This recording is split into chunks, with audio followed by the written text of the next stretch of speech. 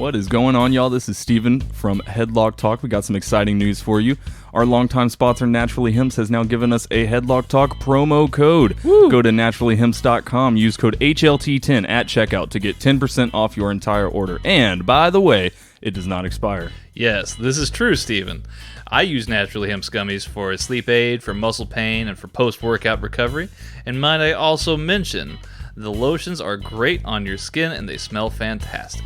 Oh yeah, it's all really good stuff, but we also have some more for you. NaturallyPureSanitizer.com for all your hand sanitizer needs. Use code HLT10 at checkout to get 10% off your order. Also, if you are a vapor and you are in need of e-liquid, AmericanVaporCompany.com. Use code HLT10 at checkout to get 10% off your order. Yes, they have a fine variety of candy flavors, tobacco flavors, menthol flavors, and fruit flavors. So I'm a very big fan of that too. Oh yeah, all really good stuff. And again, code HLT10 at checkout at all of these websites gets you 10% off your order.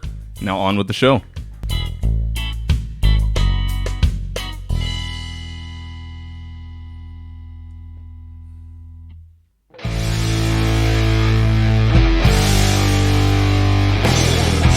On this week's extra long, extra action-packed episode of Headlock Talk, we've got New Japan Cup Finals, we've got Dominion, Great American Bash, Fyter Fest, Extreme Rules, and so much more. My head is spinning. Let's go.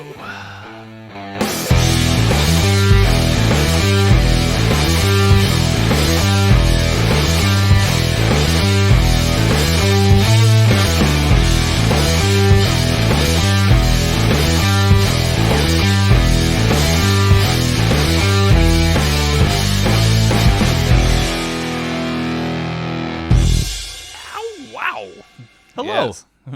Hello, everyone, and welcome back to yet another episode of Headlock Talk. Oh, snap. Oh, snap, indeed.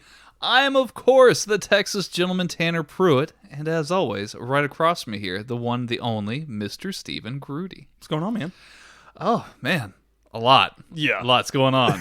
A lot's going on all over the place. Yeah, it's going to be quite interesting trying to fit all of this into one show. Well, we're going to do our absolute best here, folks. Oh, yeah. And a little, let me break the fourth wall. Okay. Yes, I know. Oh, my. We're recording this on Saturday, yes. But we will also, at the end of the episode, you'll be hearing from not only us, but also the Queen of NE herself, as she stops by Headlock Talk Radio here and talks about GCW and New Japan as well. So, with that being said, you're kind of getting a two-parter here, a little bit of both. You'll get some of this from us here today, and then tomorrow, also this episode, we're doing some time traveling here. I think. Yeah, you're listening to this on Monday, but we're recording this on Saturday and Sunday. Yeah, Saturday and Sunday. Yes, right. Because we're talking to the Queen of NE later on this episode. So if you're already confused, then that's a good place to start. Because we got a lot going on here, Steven. How about you, man? Are you doing all right? Yeah, I'm doing good. Yeah, you've been playing a lot of bass recently. I've seen you've got these massive blisters on your fingers. I do have these massive blisters. I've been learning some slap stuff. Yeah. How's it going? It hurts. Oh, it hurts. Yes. Last I remembered, it does hurt. I've never done it before until yesterday, and then these blisters, man. You should have seen them right when it happened. It was nuts. Crazy stuff. Yeah. But no, I'm doing good. We just watched some GCW. Yeah. Some really crazy stuff. It's fun times. Yeah. And we'll talk to Queen all about it later on in the episode. But let's kick it off here with some crazy news happening as of the time of this recording here. Evil has won the New Japan Cup, kind of out of nowhere, it seems. And a little bit of controversy here too, of course. Evil has betrayed LIJ. Basically, Evil had some help from Gedo as well as some fellow Bullet Club members, which led to Okada's ultimate downfall. And then when Naito came out to congratulate Evil, he gave the good old LIJ salute, which was met by Evil giving him the too sweet, and proceeded with a beatdown from Bullet Club. Yeah, man, lots of crazy stuff there. Yeah, I mean it's really cool. Like we were talking about this in the car, and like obviously New Japan, their whole faction thing is fantastic. But this is just a really cool way for it to be like, yeah, Naito, you're champ, but man, you got to protect like your backyard. You know what I mean? Like your home is not in order now, and you got to deal with that too. Yeah, absolutely. And what's kind of crazy is like, look, if you had this anywhere near your score sheet, ultimate props to you, because I don't think anybody saw this coming. Right. It does make for an interesting time for Lij though. I mean, there's always been the tease of Shingo trying to contest Naito's leadership. Sonata's kind of always been a little bit of a free spirit. Even Hiromu had challenged Naito back before COVID really became a major issue. Bushi's never really done anything to really stand up to Naito, but that's neither here nor there. Right. So yeah, Lij's house is definitely not in order, Steven. Now, tomorrow is New Japan Dominion. So with that being said, we will be covering that later on in this episode. Because again, Saturday, Sunday. Time traveling. Yeah, that thing. So it looks as though we've got actually a pretty good card here for New Japan Dominion. Let me pull that up real quick. I mean, was there any doubt? I never doubt it with New Japan. Yeah, I mean, it's definitely...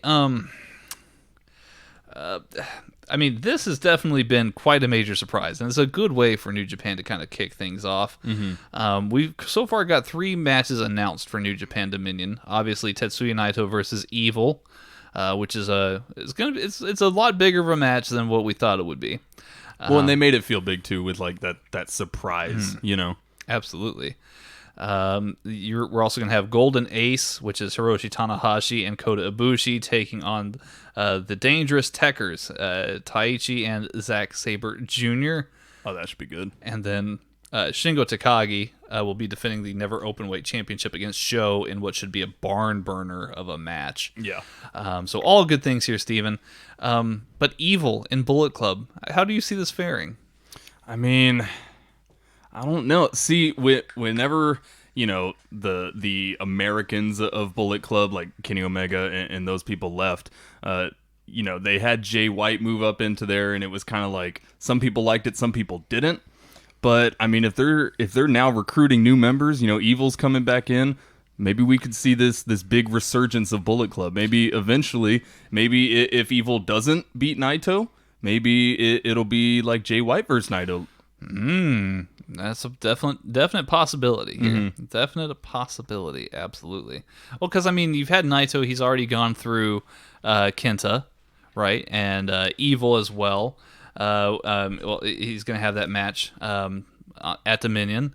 I mean, I could certainly see Jay White being the maybe possibly next one in line. But yeah, I mean, you still have out of the big 4 that were in the that title hunt there over the course of Wrestle Kingdom 14. We're still looking for Ibushi and Okada waiting in the wings here, it seems. Yeah. I mean, me personally, I would love to see Naito retain the titles, just because this kind of thing that they've set up is a great way to continue a storyline between Bullet Club and LIJ. If Evil just takes the title off him, then it's like, okay, Bullet Club's on top again. And then where do they go from there? But if Naito's able to successfully defend the title, then that really gives Bullet Club even more means to keep going after them. You know what I mean? Absolutely. Some related news here. Minoru Suzuki, it was confirmed that he's had a fever, possible symptoms of COVID. So he's definitely been away, quarantining away from the rest of the roster. Our thoughts go out to him and his family. Hope he makes a speedy recovery. Absolutely. Have they mentioned anything about testing or with regards to Minoru Suzuki? I'm not 100% sure. They said the last time that he tested, he was negative, is what I read. But again, they're probably testing him again now, right? Just to be on the safe side. Yes, Suzuki-gun will be challenging Hiroshi Tanahashi and Kota Ibushi for the tag team titles. Question, Steven. Why would Zack Sabre Jr. pick Taichi to be his tag team partner? Man, I don't really know, honestly. I don't really know. They seem like very much an odd couple. I mean, yeah, I would think so, just because Zack Sabre Jr. is like so, like in his own class. Yeah. You know what I mean? Whereas Taichi, I know there's a lot of Taichi fans out there, but like for me, Taichi's like a little bit lackluster in like his element. So it is kind of a weird pairing. Taichi is absolutely the weak link in that pairing, in my opinion. I don't know. Could be good, but definitely, like you said, rather weird. Yeah, my preference obviously would have been Minoru Suzuki himself teaming with Zack Sabre Jr., but Right. Perhaps there's this, obviously the silver lining here, especially with Suzuki, in his current state. So we'll see where things go there. And then obviously Shingo Takagi versus Sho for the Never Openweight title. That match is going to be out of this world. Yeah, it's going to be amazing. Yeah, Shingo was one of like my first favorites in New Japan, just because he's just so good. He's just so good for good reason too. Yeah. I mean, he's very good. And then him and Sho put on an outstanding match at Best of the Super Juniors last year. This match should also live up to that hype. They had another amazing match during the Best of the Super Juniors, not Best of the Super Juniors, New Japan Cup. That's the one. So we'll see where things go with that. I fully expect for this match, with it being a title match too, it's going to be awesome. Yeah, I mean, Dominion's already shaping up to look good. You know, have they said how many like more matches will be on Dominion, or? I don't have anything officially announced yet, but Okay. I would definitely recommend tuning in and catching it here. We'll talk about it more tomorrow. Hopefully we can wake up early enough to catch all of it before talking to Queen. Yes, indeed. Yeah, that'll be later on in the show because time travel. Time travel. Yes. This is an interesting show from a timeline perspective. Yes, absolutely. Let's go back in time a little bit further from today, though. Man. Keith Lee. It's time that we all bask in his glory. Keith Lee is now champ, North American champ and NXT heavyweight champ. Steven, I'll be honest with you. I've said a few weeks ago that this is one of those occasions, those weird, awkward times in NXT where it seems like we're kind of caught in the middle between eras here. Right. We were exiting at one golden era that was compiled of Gargano, Ciampa, Andrade to a lesser extent, but also like Undisputed Era, Matt Riddle, Ricochet, all these crazy guys. Aleister Black, especially. Yep. It now feels like we're entering into a new era. A new era with a lot of big personalities. And I think the crowning of Keith Lee as champion marks that era here. Yeah, absolutely. I mean, I know I've said this before on the podcast, but I was getting, Adam Cole was getting a little stale for me. Personally, just his title reign was so long, and that's not a bad thing necessarily. Like, I love Adam Cole, but it was just getting very stale, and it was very same a lot of the time. But Keith Lee, man, Yeah. Keith Lee, he did it.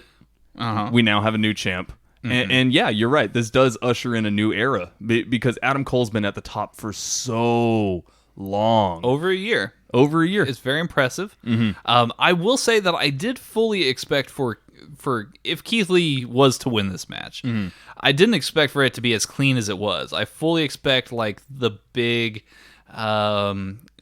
Gargano treatment where all of Undisputed Era runs down and piles on Keith Lee, takes advantage of the referee, blah blah blah blah blah, and then makes Keith Lee out into this unstoppable monster to like rally a comeback and then to put away all of Undisputed Era. Right, and I definitely understand that sentiment. I think what they were going for is just like trying to show you that not quite like this, but Keith Lee is absolutely better than Adam Cole, is how they were trying to show it.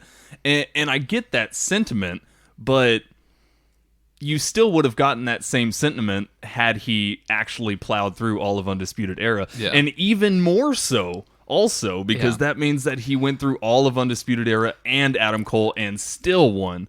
So I see what they were going for. I think it would have been more emphatic if it was just like, hey, this is Keith Lee, and he's now ended Undisputed Era. Like, literally, metaphorically, everything. Yeah, I mean, is this indicative of what Undisputed Era's got going on next? Because it almost seemed like they didn't want to bury Undisputed Era. Perhaps. So what's next for them? Are they going to move up? Are they going to stay in NXT? I don't really know, but it seems like, at least in my opinion, that they're going to stay together for now, wherever they are, wherever they end up going. And I think that might be why they didn't have the interference. Perhaps. I think that this is going to be very interesting, because now we're transitioning away, and I could be totally off in this prediction, but I feel like I have a good enough feel for NXT to where I can kind of call these things here at this point. We're exiting this era of the smaller wrestler, right? In NXT, at least, I feel. We're exiting the era of the Adam Coles, the Ricochets, the Aleister Blacks. Aleister's he's a sizable guy, but he's not Keith lean. Lee. Yeah, he's lean. The Ciampas, the Garganos, they're still on NXT as well, but they're not really as prominent anymore. I think we're entering into more of a big man era again for NXT specifically. Yeah, I mean, it definitely seems to be the case. What do you think's the cause of that? Do you think maybe Vince? That's a lot of beef. McMahon is involved in this? I absolutely think it is. Yeah? I absolutely think that it is. I think that he's also pretty high on Keith Lee. I think he really wants Keith Lee on the main roster at some point. And for good reason. I'm not trying to take anything away from Keith Lee. Absolutely not. But, I mean, you look at the rest of the roster, too. You've got Dominik Dijakovic, who will almost certainly have a title match with Keith Lee at some point. They're very good friends. I'm sure they're going to continue their story in some regard. And they work so well together. They work very, very well together. Yeah. I think you're definitely going to see that. Obviously, there is a lot of foreshadowing with Karrion Kross. Whether or not they're going to go automatically to that feud, I have no idea. I would like them to savor that a little bit. But if they don't, I still think it would be too early to take the title off of Keith Lee and just give it to Killer Kross. Oh, 100%. Yeah. But there is one big match that I really, really want Keith Lee to stick around and do. What's that? Keith Lee versus Walter. I would really love to see that match. Yeah. So I hope that we can get Walter into the country somehow, some way, sometime soon, and do this match with Keith Lee. I think that would absolutely be bonkers. Yeah, I mean, I don't know, following Adam Cole and his completely dominant title reign is going to be very hard to do. Keith Lee is a guy that is capable of doing that, though. So if he's going to stick around, which I think he will be, I think at some point we will get that Walter match. I hope so, man. Yeah, that's a tasty matchup. Two big men who can really put on a good show. I feel like absolutely. But yeah, I think we really are ushering into this era. I mean, you've got also Dexter Lumis. You can call him a big man if you want. Yeah.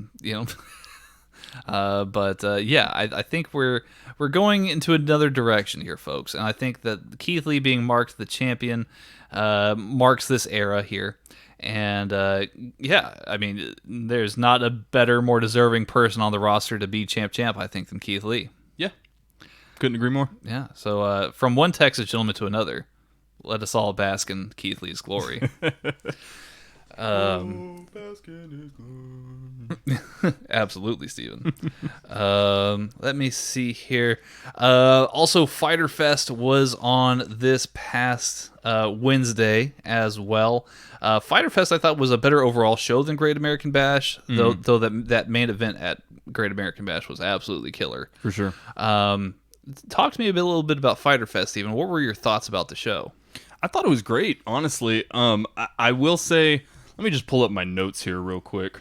I had a few for both nights here. Yeah, absolutely. I did really enjoy the Orange Cassidy and Jericho match. That was very well done, Yeah, I thought. it was very well done. I don't really know what I was expecting from it, but it got me exactly what I wanted. I mean, Jericho definitely was very dominant throughout the match, but so was Orange at certain points too, and they definitely brought out, Cassidy's his like joking demeanor about certain things, and I hope that they keep that like super kick thing that he did at the end, where he did the fake kicks and then he faked him out and did the super kick at the end. I hope that's like a thing now and like one of his finishers, because it fits him so well. But no, I really enjoyed it. I do think that night 2 was just that much better than night 1 personally. The highlight from night 1 was definitely the Jurassic Express MJF Wardlow match for me. I thought that was really, really good, and I'll say this until I'm blue in the face. I know I've said it before. Wardlow is so good. Yes, he Give is. him a singles push. I love him so much. Yeah, he's very, very good. Yeah. But yeah, Fyter Fest, man. Yeah. I liked it. I mean, Kenny Omega and Hangman Page took on Private Party, which was very good. You also had that 8-man tag match with FTR and the Young Bucks versus the Lucha Brothers, rather. Yeah. And Butcher and Blade, which was also spectacular. Those matches were just so good. See, and I like that 8-man tag match too, because one, it was bonkers as hell like the entire time, but also we got to see a lot of Butcher and Blade in that match. See, like, obviously, Lucha Bros, FTR, Young Bucks, they're all great, and we all know that. But Butcher and Blade, they're great too, but we don't get to see a lot of them, and they were a really great part in that match. They really were. I really did enjoy their part in the match, and I thought it made a lot of sense, everything that they did. And then obviously it displayed, the story of the match was it displayed how FTR and the Young Bucks are such great tag teams, and they actually worked very well together. They coexisted very, very well. Seamlessly. But all it took was just one mistake, and that was it for them, right? So it really shows kind of how, I don't know, just... it's starting to build, I guess is the right thing. It's starting to really weave the story here with these two teams. For sure, yeah. And I am so excited. It's going to be good stuff there. Obviously, we also have Fight for the Fallen coming this Wednesday for AEW. So that's big stuff happening there. One of the more controversial things about Fyter Fest, though, was the unveiling of the FTW Championship by Taz. He said that he's passing down his life's work onto Keith. Not to Keith. He's giving Keith Lee the title again. Yeah, right. No, he's cross promotion. Whoa. No, he's passing down the FTW Championship to Brian Cage. Which, yeah, Brian Cage, very, very good. The timing seems a little bit odd to me, though, Steven. It's strange. It's definitely strange. I don't really know what they were going for here, just because it doesn't really add anything to the story. If Brian Cage does go on to lose at Fight for the Fallen, like I think he will, then that title really means nothing, even though it really already means nothing, right? Because it was just handed to him. So I don't know. It's just kind of confusing why they decided to do that. I really think that we were talking about this in the car.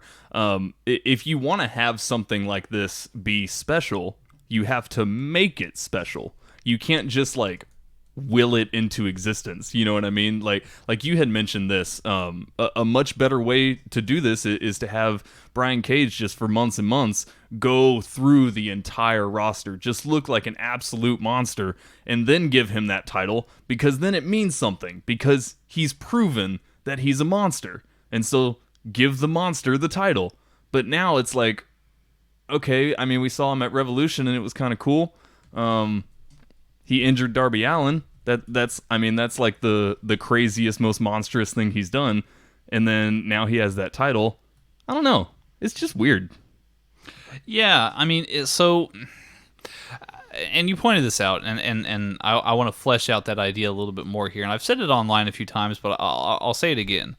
Had Brian Cage been here for 6 months already, that's one thing. Yeah, have him mow down literally everybody in his path. Have him do a couple big feuds.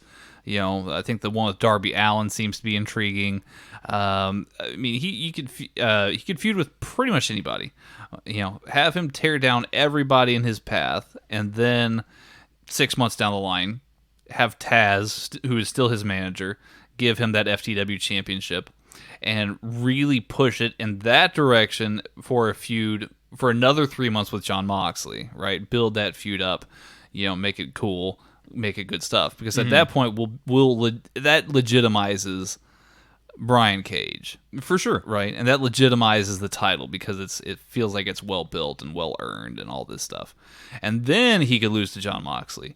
Now I think that's where the assumption is that he is going to be losing to Jon Moxley. I really don't know, because now putting this title on him feels a little bit weird, and it feels like we might have a schmoz finish where there's nothing, where no titles change hands. I feel like there will be a no contest of some sort to keep Brian Cage looking good and to keep Jon Moxley, as champ. Yeah. I mean, damn it, yeah. I mean, that totally could happen. Sorry to break any hearts out there. Yeah, right. I mean, I'm not trying to play spoiler here, but yeah, I mean, that it's the only way to keep both guys looking strong, unless you drop, you have Moxley drop the title to Brian Cage. Which it's way too early for that. Well, and arguably Moxley's your biggest star outside of Jericho. Absolutely, yeah, and arguably Omega too. But right, I don't know. Like all of the timing on Brian Cage has been a little weird for me. His debut was explosive. It was awesome. And then it just kind of fell flat off of there. They put him into that feud with Moxley right off the bat with no build, and now I'm supposed to think that Brian Cage is just this crazy monster, not because he's proven it to me, but because you told me to think that. And so he has proven it. He's very violent. This man is very large and very dominant. I don't know. You have to build him into the AEW canon. You can't just be like, man, he's aggressive. Well, yeah, I think, and that comes with time, right? And exactly. That's kind of what my point was, is like, if he was there for longer, I can see you doing this. Right. And if there was a lot more time between him facing Moxley, then that makes the title still make sense, because he could still, for 3 months, go around and still beat down people and be like, I'm the FTW champion and blah, blah, blah, right? Right. That's still very much a viable thing. So who knows? Who knows what's going to happen? I foresee a no contest kind of finish, but that's just me. Yeah. I think the story will continue in some way, shape, or form. But we'll see what happens. Yeah. Right? I mean, you're probably right, though. I mean, who knows? I mean, who knows? Also on the Fight for the Fallen card, Cody with Arn Anderson, not Ann Anderson. I don't know who Ann Anderson is. Is that his wife? Possibly. Cody with Arn Anderson will be taking on Sonny Kiss for the AEW TNT Championship. We'll also have FTR versus the Lucha Brothers for the first time ever. Yes. That's going to be an amazing match. Yes. And then also we'll have Kenny Omega and the Young Bucks taking on the Jurassic Express in what should be a very fun match as well. So, yeah, Fight for the Fallen. It's got a pretty stacked card. It's looking pretty good. Yeah. Yes, absolutely. Absolutely. Let me see here. In other news, Matt Riddle. We talked about this a little bit before, but we'll go back to it. Obviously, in the wake of hashtag speaking out, Matt Riddle, some of the details of his private life and the affairs that he's had have come to light, and his accuser definitely made some very crazy allegations. Not crazy in a terrible way, not crazy in a demeaning way, but like it's just very some very upsetting allegations for sure. Like it's I mean, to imagine somebody doing that to another person is awful. Matt Riddle himself went on Twitter and posted a video. He's very serious, obviously. You can tell that he didn't want to really talk too much about this, but he did go into detail about his side of the story. saying how this was an affair that he had, that he is not a sexual abuser. He's trying to clear his name. He's obviously very embarrassed that he had an affair outside of his marriage. I mean, I guess what I'm trying to say here is a few weeks ago, I had mentioned that I'm not very much a cancel culture kind of person. I'm not a very PC kind of person either. I totally do believe in the freedom of speech. But to ironically quote David Starr, which is weird, I'm also a believer in the freedom of consequence. I believe that if you are being an asshole and you say stupid things, you pretty much deserve what's coming to you, right? Mm-hmm. And I mean, if you say something outrageous and it gets caught on video, like what's happened with a lot of I don't know, very strange people and Karens and these kinds of people out there in the universe who have been outrageous over the last year or two. Yeah. And something happens to you in reference to that, you probably deserved it in some way, shape, or form. Yeah, right. You made a stupid decision. Yeah, you made a very dumb decision. Mm-hmm. So it's almost like a form of Darwinism, I think, in my mind. I guess in regards to Matt Riddle, obviously he has the freedom to say these things, and his accuser has the right and the freedom to make her accusations as well. This still goes into kind of what I said previously, where it was like, I don't know how much of an investigation we can do about this. It's really a he said, she said matter. If what she's saying is absolutely true, then that's awful. And Matt Riddle will end up eating crow for these kinds of statements that he's making. Mm-hmm. But at the same time, I just don't know how we can prove these things. Right. Like, where do we go from here? Where do we go? What's the next step here in this story? Mm-hmm. I guess is my question. Yeah, I mean, because if he did these things, if he did these awful things, then I absolutely think that there should be retribution and punishment for it. For sure. But it's very difficult. Mm-hmm. Yeah, I mean, like you said, it's very he said, she said. I'm not sure how to prove it one way or the other. We've heard her side of the story. We've now heard Matt's side of the story. I don't really know. Mm-hmm. Just like I said, very odd stuff. And like I said, I'm not defending Matt. I'm not accusing him. I'm not defending her or accusing her either. Mm-hmm. I just think that this is a very complicated story that really only two people know the truth about. Exactly. And I really hope that the truth can be found. Mm-hmm. Because like you said, if it comes out that these accusations are true, then yeah, there needs to be some retribution for this. We'll have to wait and see. We shall wait. And we shall see, Stephen. Mm-hmm. Let's move on to something a little bit lighter here. The contract status of Rey Mysterio and Kairi Sane is very interesting, to say the least. Per Wrestling Observer, Wrestling Observer's Dave Meltzer, Rey Mysterio has reportedly not signed a new WWE contract. But per also Jim Ross, he does believe that Rey Mysterio has inked a new WWE deal. How would Jim Ross know?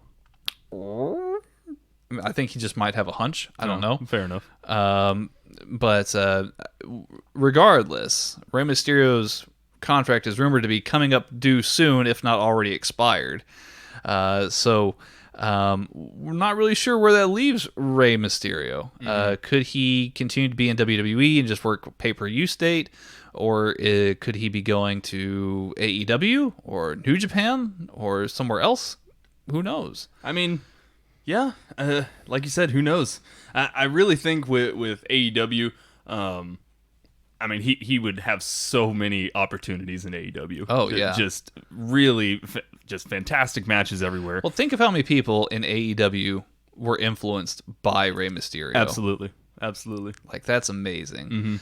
I mean, I even dropped a couple of names on you there previously, and while we were in the car ride over here, and yeah, I mean, I think the amount of matches that he could have are going to be amazing. Well, Dave Meltzer even had a quote recently where someone asked him, like, who's the most influential wrestler of this past decade? And Dave Meltzer said, Rey Mysterio, and it's not even close if you think about it. Yeah. And he's right in a lot of ways. Yeah, that was Rob Van Dam who tweeted out the question, who's the most influential wrestler to this modern generation, and Dave answered Rey Mysterio. So yeah, I mean, Rey's certainly a huge name. Obviously, they trust him as being a big player because they put him in the very first All In card. So that's a very big deal. See, and there's already that kind of relationship there too. Yep, there's that connection. It's just, does AEW want to continue being the ex-WWE place? And we've posed this question before. I will say, in my personal opinion, I think Rey trumps that entire argument. Personally, yeah. I mean, yeah, you don't want to be the place that's known as where all the ex-WWE guys go, but it's freaking Rey Mysterio. Like, how can you not jump on that opportunity if that opportunity does present itself? Well, and I argued the same thing a few weeks ago about Jeff Hardy, right? Jeff Hardy is another guy who I think is like very influential actually on this modern generation. I mean, you look at the Young Bucks, and obviously they're influenced by tag teams of the 80s and 90s. But they're also, I mean, the Hardys are very much an influence on Matt and Nick Jackson. So I mean, you couldn't not sign Jeff Hardy if you're given the opportunity to sign him, especially since you have Matt Hardy already. Right. Like I'll be completely blunt. I think that they've made some great ex-WWE signings. But I think that the Brody Lee one is a little bit of a slip. Yeah, personally, it's definitely not the strongest. It hasn't come across as the strongest for me personally, and I've made allusions to that in the show, and I never really wanted to come out right and say it, but I mean, look, it's very much true. I don't feel like Brody Lee's nearly as strong. I felt like it was very much one of those like shock factor kind of things, and then now the shock's kind of wearing down a little bit. Yeah, well, I mean, the thing with Brody Lee too is he kind of had the same treatment as Brian Cage did, where it's just like, okay, he's here, now he's going for the title, like immediately.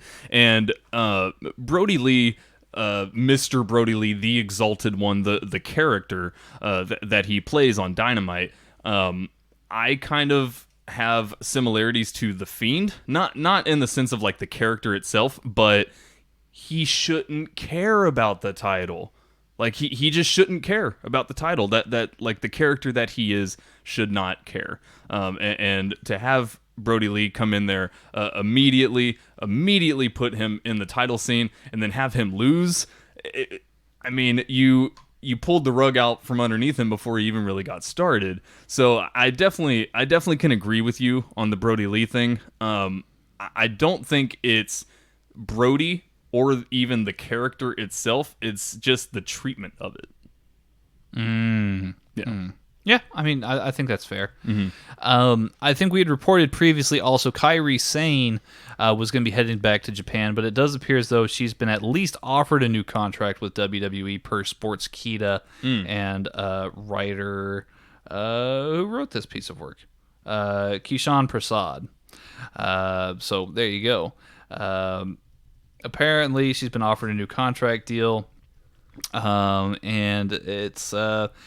I don't know. It's interesting because it appears as though she was going to Japan, but then she returned to Raw this past week.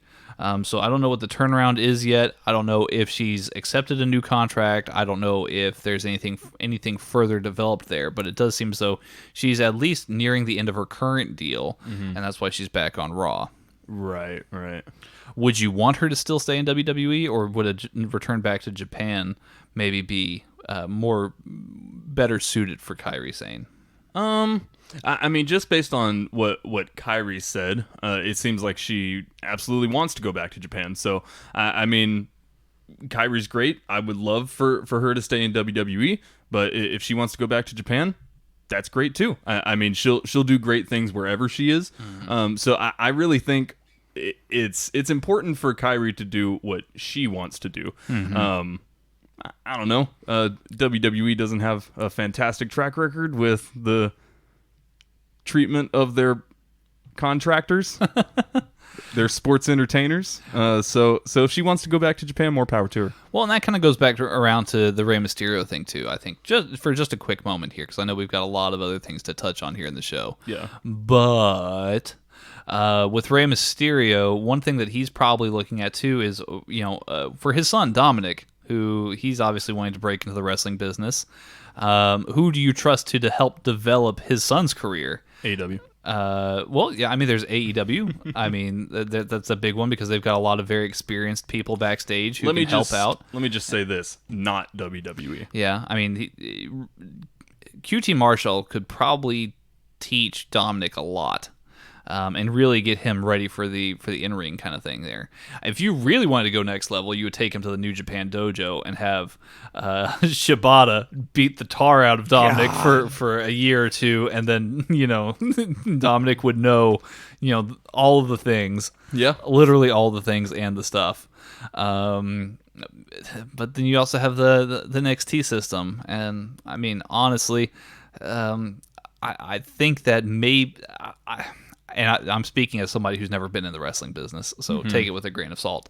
But I think that with most kind of jobs, you would want to know as much as you possibly can. And I think maybe learning from somebody like QT Marshall or Shibata, for that matter, would get you more than prepared for any kind of wrestling environment that you would ever want to go into. Yeah, so for sure. I don't know. Anyway, any Hoosers. Speaking again further on Rey Mysterio, let's talk about the horror show at Extreme Rules, which is next Sunday. Do we have to? Yes, we have to. I'm kidding. Well, let me ask you an honest question, Steven. I mean, is there anything about this show that excites you, like, at all? Okay, moving on then. I will say this. Looking here at the match card, the one match that really jumps out to me is Asuka versus Sasha Banks. That should be very, very good. I'm really actually excited for Asuka versus Sasha Banks. Sasha has been probably at her highest peak of form since, the early days of her feud with Charlotte back in the day. So I really like that matchup. We've also got Drew McIntyre versus Dolph Ziggler. Dolph Ziggler in a to-be-determined gimmick match for the WWE Championship. To be determined, huh? Yeah, TBD. All right, then. I don't know. I mean, Drew's not losing the title here. No. I think that's pretty clear. Not to Dolph. Not to Dolph. Not to Zolf. Not to Zolf Diggler. That'd be a great name for a certain performance industry, I think. Moving right along. Bayley versus Nikki Cross in a singles match for the Women's Championship. SmackDown Women's Championship, rather. Braun Strowman versus Bray Wyatt in a Wyatt Swamp fight. Right? Yeah. Like, what is that? Nobody knows. It'll it's probably take place right next to where they did the Bonehole match from WrestleMania 30. I was going to say 6. It's probably going to be similar to the Boneyard kind of, the Bonehole stuff. Yes, indeed. There seems to be a lot of stuff that they're doing that it's going to be in the cinematic style here, which seems a bit overblown for me, but that's okay. Somebody out there has to like it. That somebody's name's Vince. Yes. Apollo Crews versus MVP in a singles match for the United States Championship.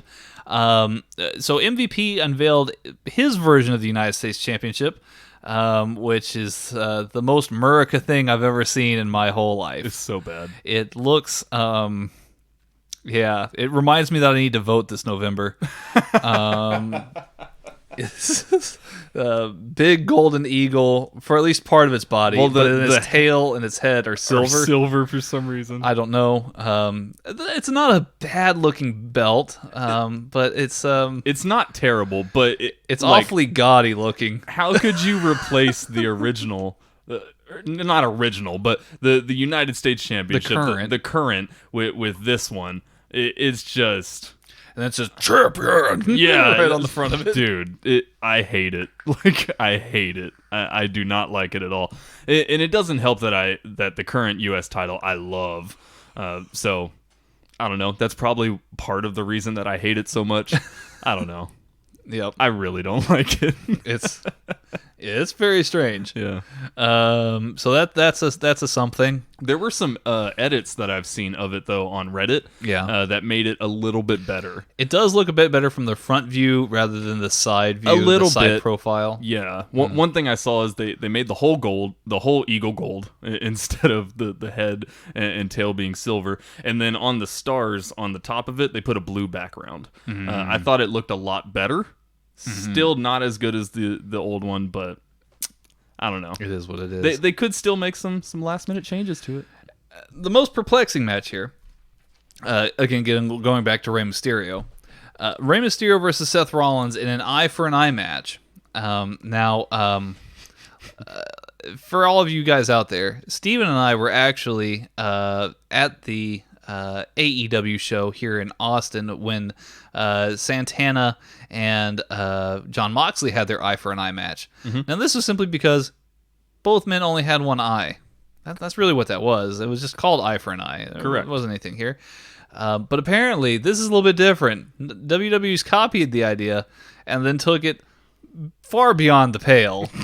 And is now doing this thing where apparently to win the match, you must extract your opponent's eyeball from his skull, and that's how you win the thing. What the hell, man? Yeah, like who is this where we are now? Who is this for? Exactly. Who is this for? And I don't know necessarily if this is like them trying to copy AEW. It seems rather fishy to me. But the AEW version, it's a metaphor. Right. Like it's a metaphor for revenge. You don't take it so seriously, and then you're like, oh, eye for an eye. Yeah. Yank his eye out. Yeah, that doesn't make any sense. You've now taken the metaphorical into the actual physical and literal, taking the man's eye out of his head. Yeah, and so I guess this has to be a cinematic match, really. I mean, there's no way they can really... I mean, they're going to have to CGI something. It's going to be like CGI or some kind of like prosthetic or something. I mean, obviously, like neither of them are going to get their eye ripped out. Like, that's crazy. So in story, you're either going to completely blind Rey Mysterio, which is something. I mean, look, I guess he could wrestle blind and be like, the Have old fun in AEW, Ray. Yeah, exactly. Or you're gonna have Seth Rollins walking around with an eye patch, and it's just gonna be dumb. Like this is dumb. It is. This is so dumb. Like it. Not only is the match idea itself dumb, but also where do you go from here? Like, how do you keep the continuity of that match? There's no way. I don't know, Steven. 3 weeks from now, Seth Rollins is going to be spotted at a Starbucks with both his eyes, and everyone's going to boycott WWE. Yeah. I don't know, man. Yeah, it's gonna be very strange. It's not right, Steven. It's not. It's not right. Yeah. But regardless, we'll be recording Sunday night to get you your review of this very strange event. At the very least, I'm curious. So, I guess mission accomplished on their part? I don't know. I am curious to see what it is, how they're going to do it. So, I don't know. Maybe mission accomplished. We'll see. We'll see what happens with Extreme Rules. The horror show. The horror show at Extreme Rules. Mm-hmm. Steven, is there anything else that you want to cover here as of right now for anything else wrestling related for the week? Man, I think we've squeezed in about as much as we can. Yeah, we got every last drop out of that. Yeah. So I think it's high time then that we light the fires here, we pop some peppers, and we take a dive down into hot takes. Yes.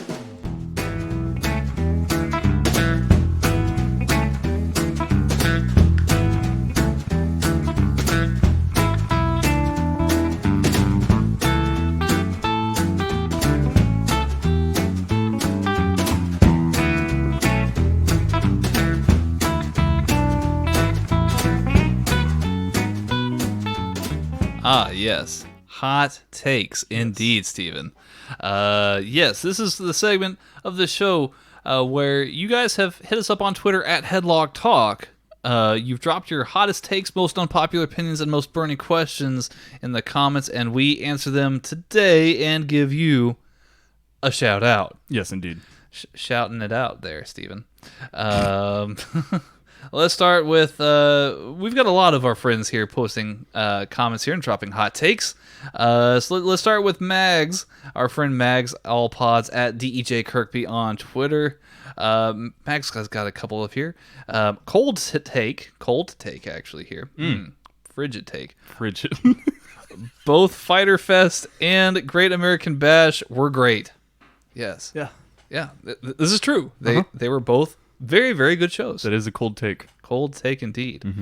Hot take, neither were as good as the New Japan Cup semifinals. Spicy. Very spicy. For match quality, yes, I'd say the New Japan Cup semifinals and the final show were actually very, very good. So I actually completely agree with you there. New Japan, best promotion on the planet, I think. Yeah, I mean, New Japan, in terms of match quality, for sure, definitely the best. It just most consistent, high quality matches. Yeah. Well, there you go. Good stuff. His question, with Dominion starting around an hour or so after UFC 251 finishes, should I just power through and watch both shows? That's a long night for Mags. That is a long night. Because right now, as of the time of this recording here, it's about I'd say almost 11 o'clock over in the old country there. Oh damn. So UFC. So when does Dominion start for him then? So Dominion would be around 5 or 6 a.m. our time, which would be about 12 a.m. his time. So he's gonna be pulling an all-nighter to watch UFC 251. He'll have an hour break, and then he'll be watching New Japan Dominion. So basically, that's his weekend. He'll sleep on Monday, it seems. Right. Well, see that hour invites a power nap. So perhaps so. Yeah, Mags, if you're one who can power nap, I think you should absolutely try and pull this off. But even if you just had all of the coffee in the world, I think you could still do it. I think you could do it. Yeah. We have all the faith in you, Mags. So by the time that this recording is published, you'll have already accomplished your goal, hopefully. Yeah. Let us know how it goes. Yeah. Man, when I was a kid, all-nighters were nothing. Nowadays, it's tough. It's brutal, man. Yeah, you gotta really go for it. You have to really try. As a kid, it's like, oh man, the sun's coming up. That's crazy. Now it's like, man, around 3:34, I'm pretty much dead to the world. No, yeah, these are all great things to think about here. So more power to you, Mags. More power to you, Mags. Hope you can do it, buddy. We'll be talking in the chat later for UFC 251. I'm super excited for that show. Very, very excited. Let me see here. By the way, Jorge Masvidal, he is getting that title shot, so they did slot him in. So tonight's main event is going to be huge. Him and Kamaru Usman. It's going to be a major, major fight. UFC 251 card looks amazing. Plus, it's on Fight Island. So, yeah, great stuff. Let me see here. So thank you, Mags, for your question. Let me see here. Our buddy Conrad at Everything Pro Wrestling on Twitter, or at EPW Show on Twitter, rather. Conrad's got a couple things going on here. Question, what do you do with New Japan's tag team division to strengthen the tag team division? What do you do with New Japan's tag team scene here, Steven? What kind of you could definitely make some moves. I would even consider maybe drawing up on the young lines. Carl Fredericks seemed to be working really, really well. I can't Not familiar with him. Yeah, I can't remember the guy who he was partnering with for so long, but he was very, very good. So yeah, maybe draw up on the young lions, try and form some tag teams there. Obviously with Sonata and Evil and Shingo, with Evil kind of splintering off of LIJ, that kind of puts a quagmire into a tag team. Giggity. Indeed. Tama Tonga and Tangaloa are obviously destined for being there for a while. Right.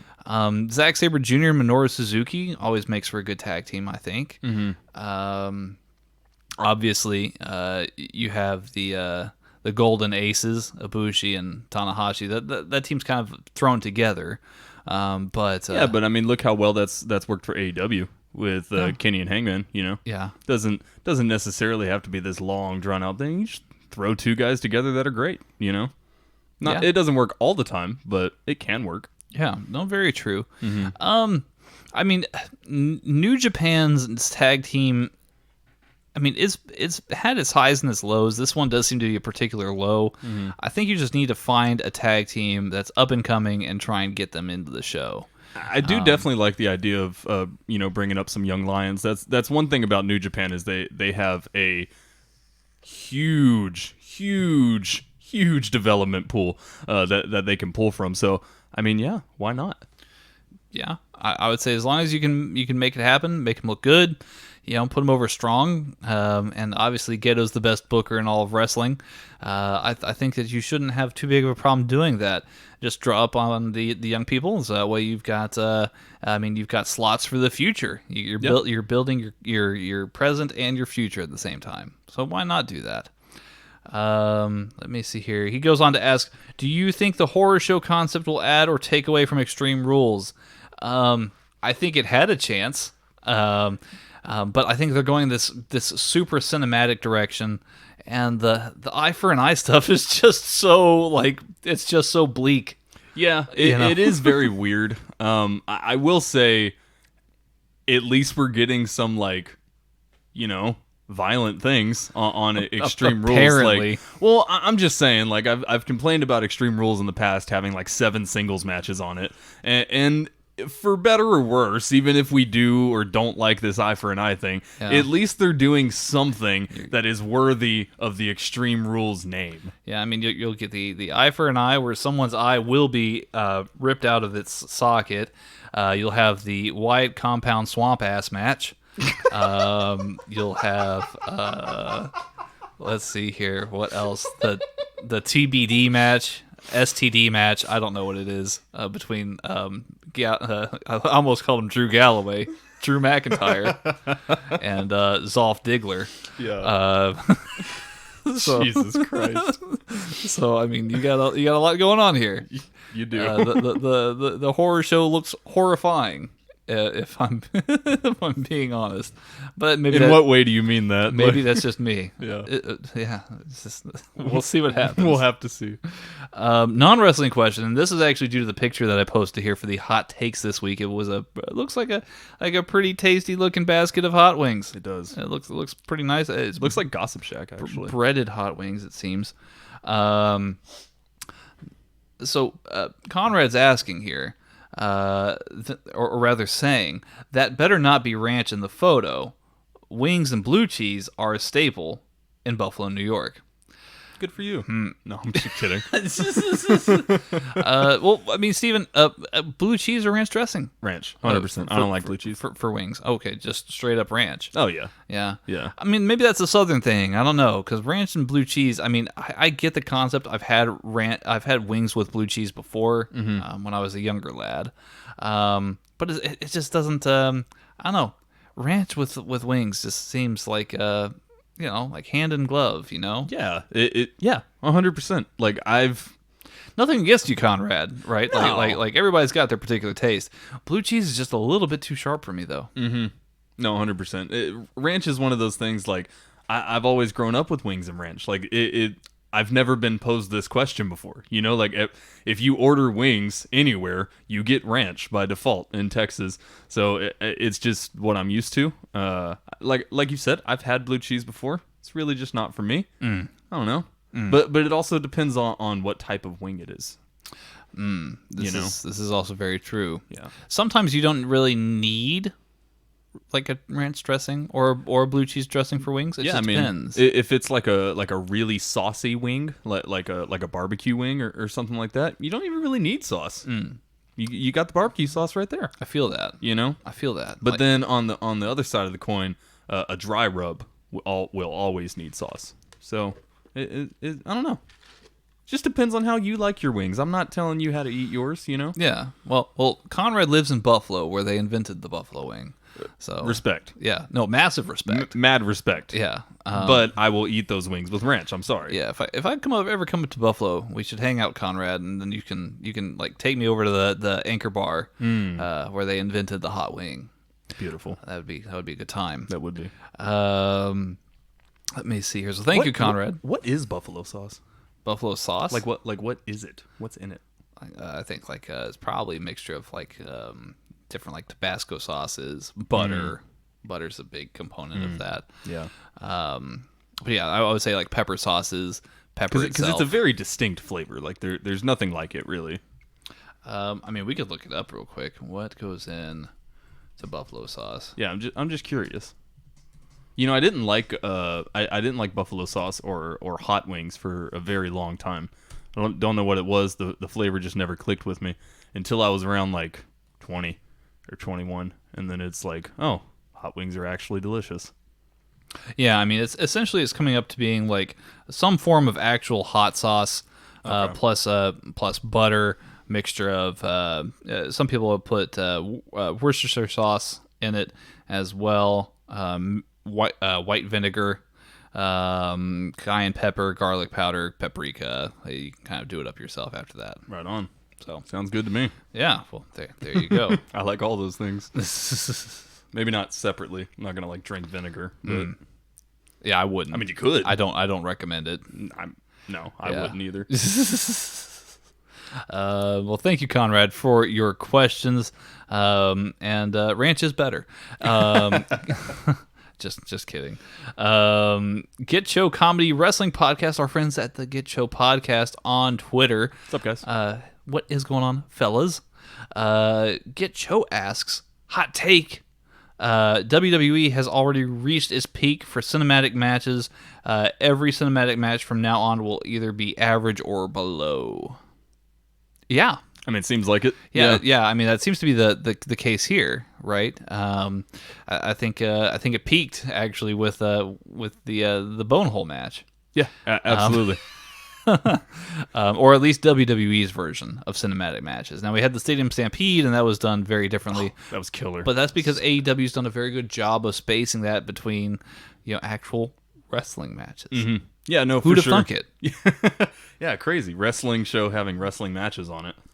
Yeah. What a concept. Right. It's No. crazy.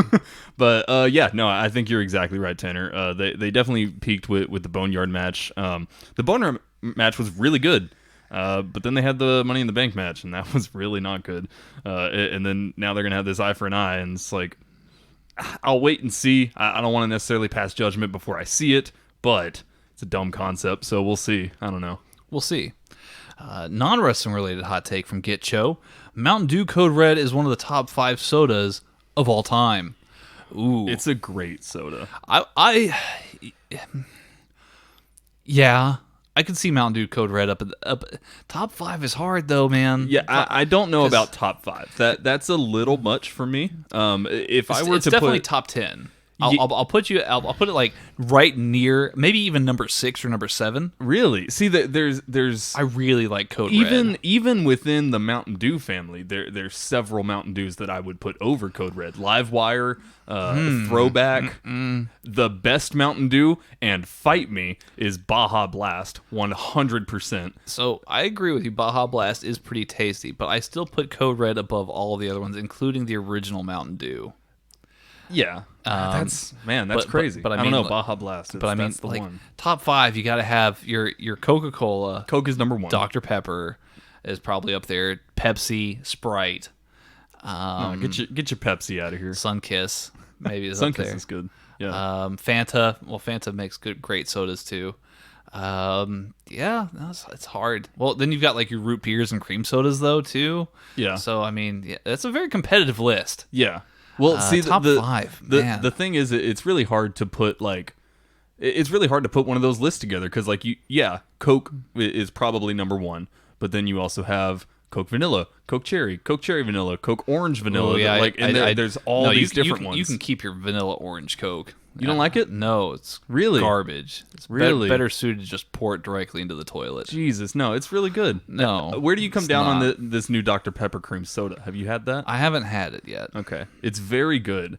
However, Where do I find it? Is it HEB? HEB has it. QT has it. I know for a fact. Okay. I don't know. It's good, but it is so sweet. And that's always been my problem with Dr. Pepper already. So you add a super sweet soda to another super sweet soda, and you're basically drinking candy. Like, it's crazy. Yeah.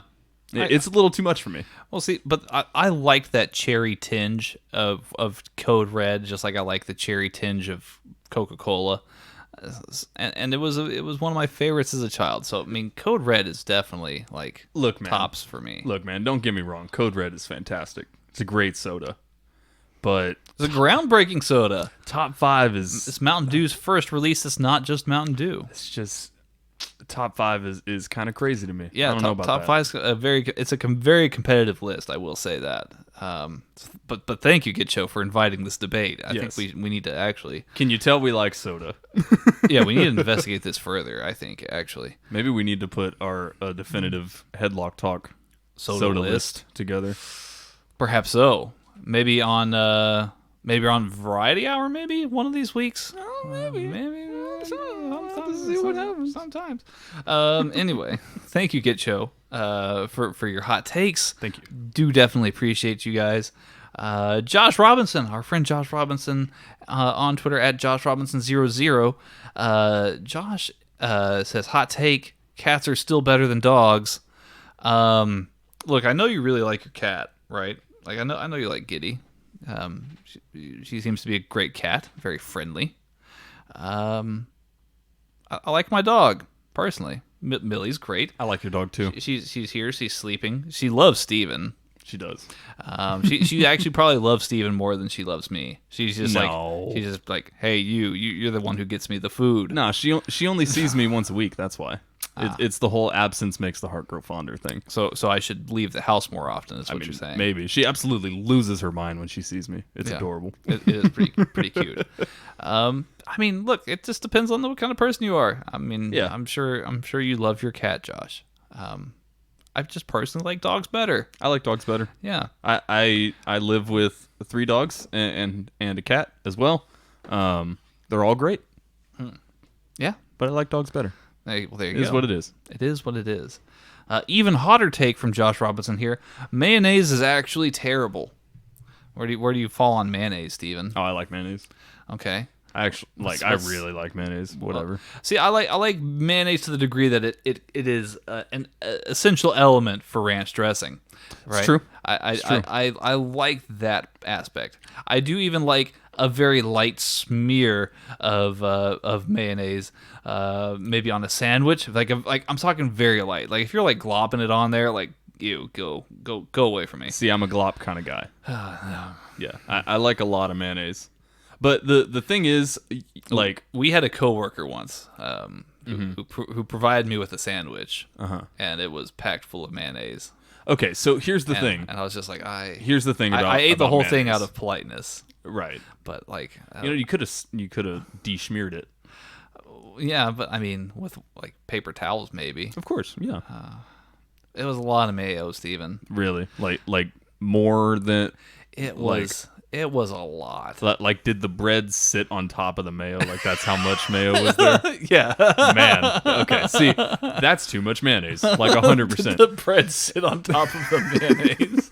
The thing about mayonnaise, okay, is store-bought mayonnaise, and this is the same thing with ranch, too. Store-bought mayonnaise is fine.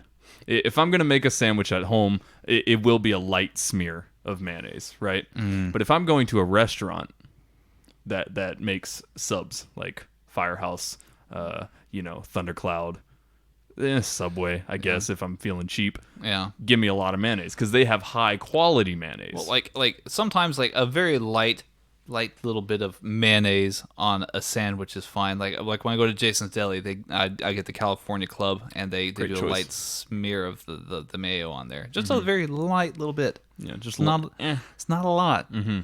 They just yeah.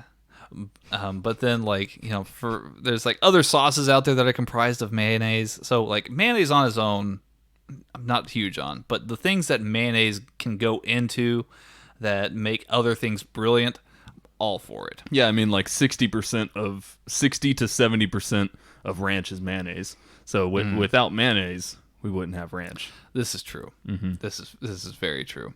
So thank you, Josh, for your hot takes. Justin Poxic on Twitter at PoxicJustin says, hot take, WWE Hall of Fame is a joke. Is it a joke, Steven? Are you laughing? Is it funny to you? I mean, I am now. No, I definitely understand Justin's sentiment, though. I mean, a lot of people in the wrestling industry have kind of pretty much said the same thing. It really means nothing to a certain degree. There's not even an actual physical Hall of Fame building. Right, exactly. It's just a list. And so in the WWE scope of things, yeah, sure, it's cool to be entered into the WWE Hall of Fame, but at the end of the day, WWE is not the end-all, be-all of wrestling. So, I don't know. Wrestling industry as a whole, yeah, it means nothing. Within WWE, I don't know. What do you think?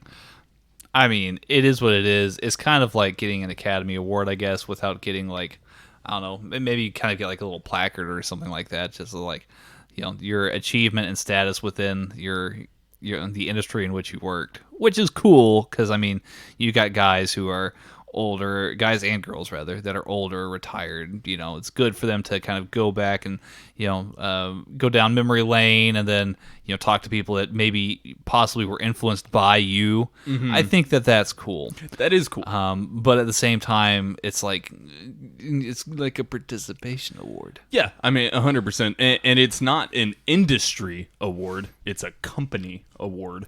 Well, they have inducted people outside of WWE, but typically you have to have some kind of affiliation with them in order to get inducted. Right. So that is definitely the case. So thank you, Justin, for your question. Do appreciate it. Yes, indeed. All right, more hot takes here. We've actually got a hot take from Matt G, a.k.a. Matthias Black of Rise Pro at illustrious MG40 on Twitter. What's up, man? What's going on, Matt? Matt asks, or rather says, Steven must perform the Australian national anthem until Hugh Jackman forgives him. Okay, so a little bit of background here. A few years ago, we were in Australia before we were Headlock Talk, and an incident that took place. The Australian government won't disclose any matters of this here. We've both been forced to sign NDAs, but there was an incident that got way out of hand between Steven, Hugh Jackman, and a very rare fish.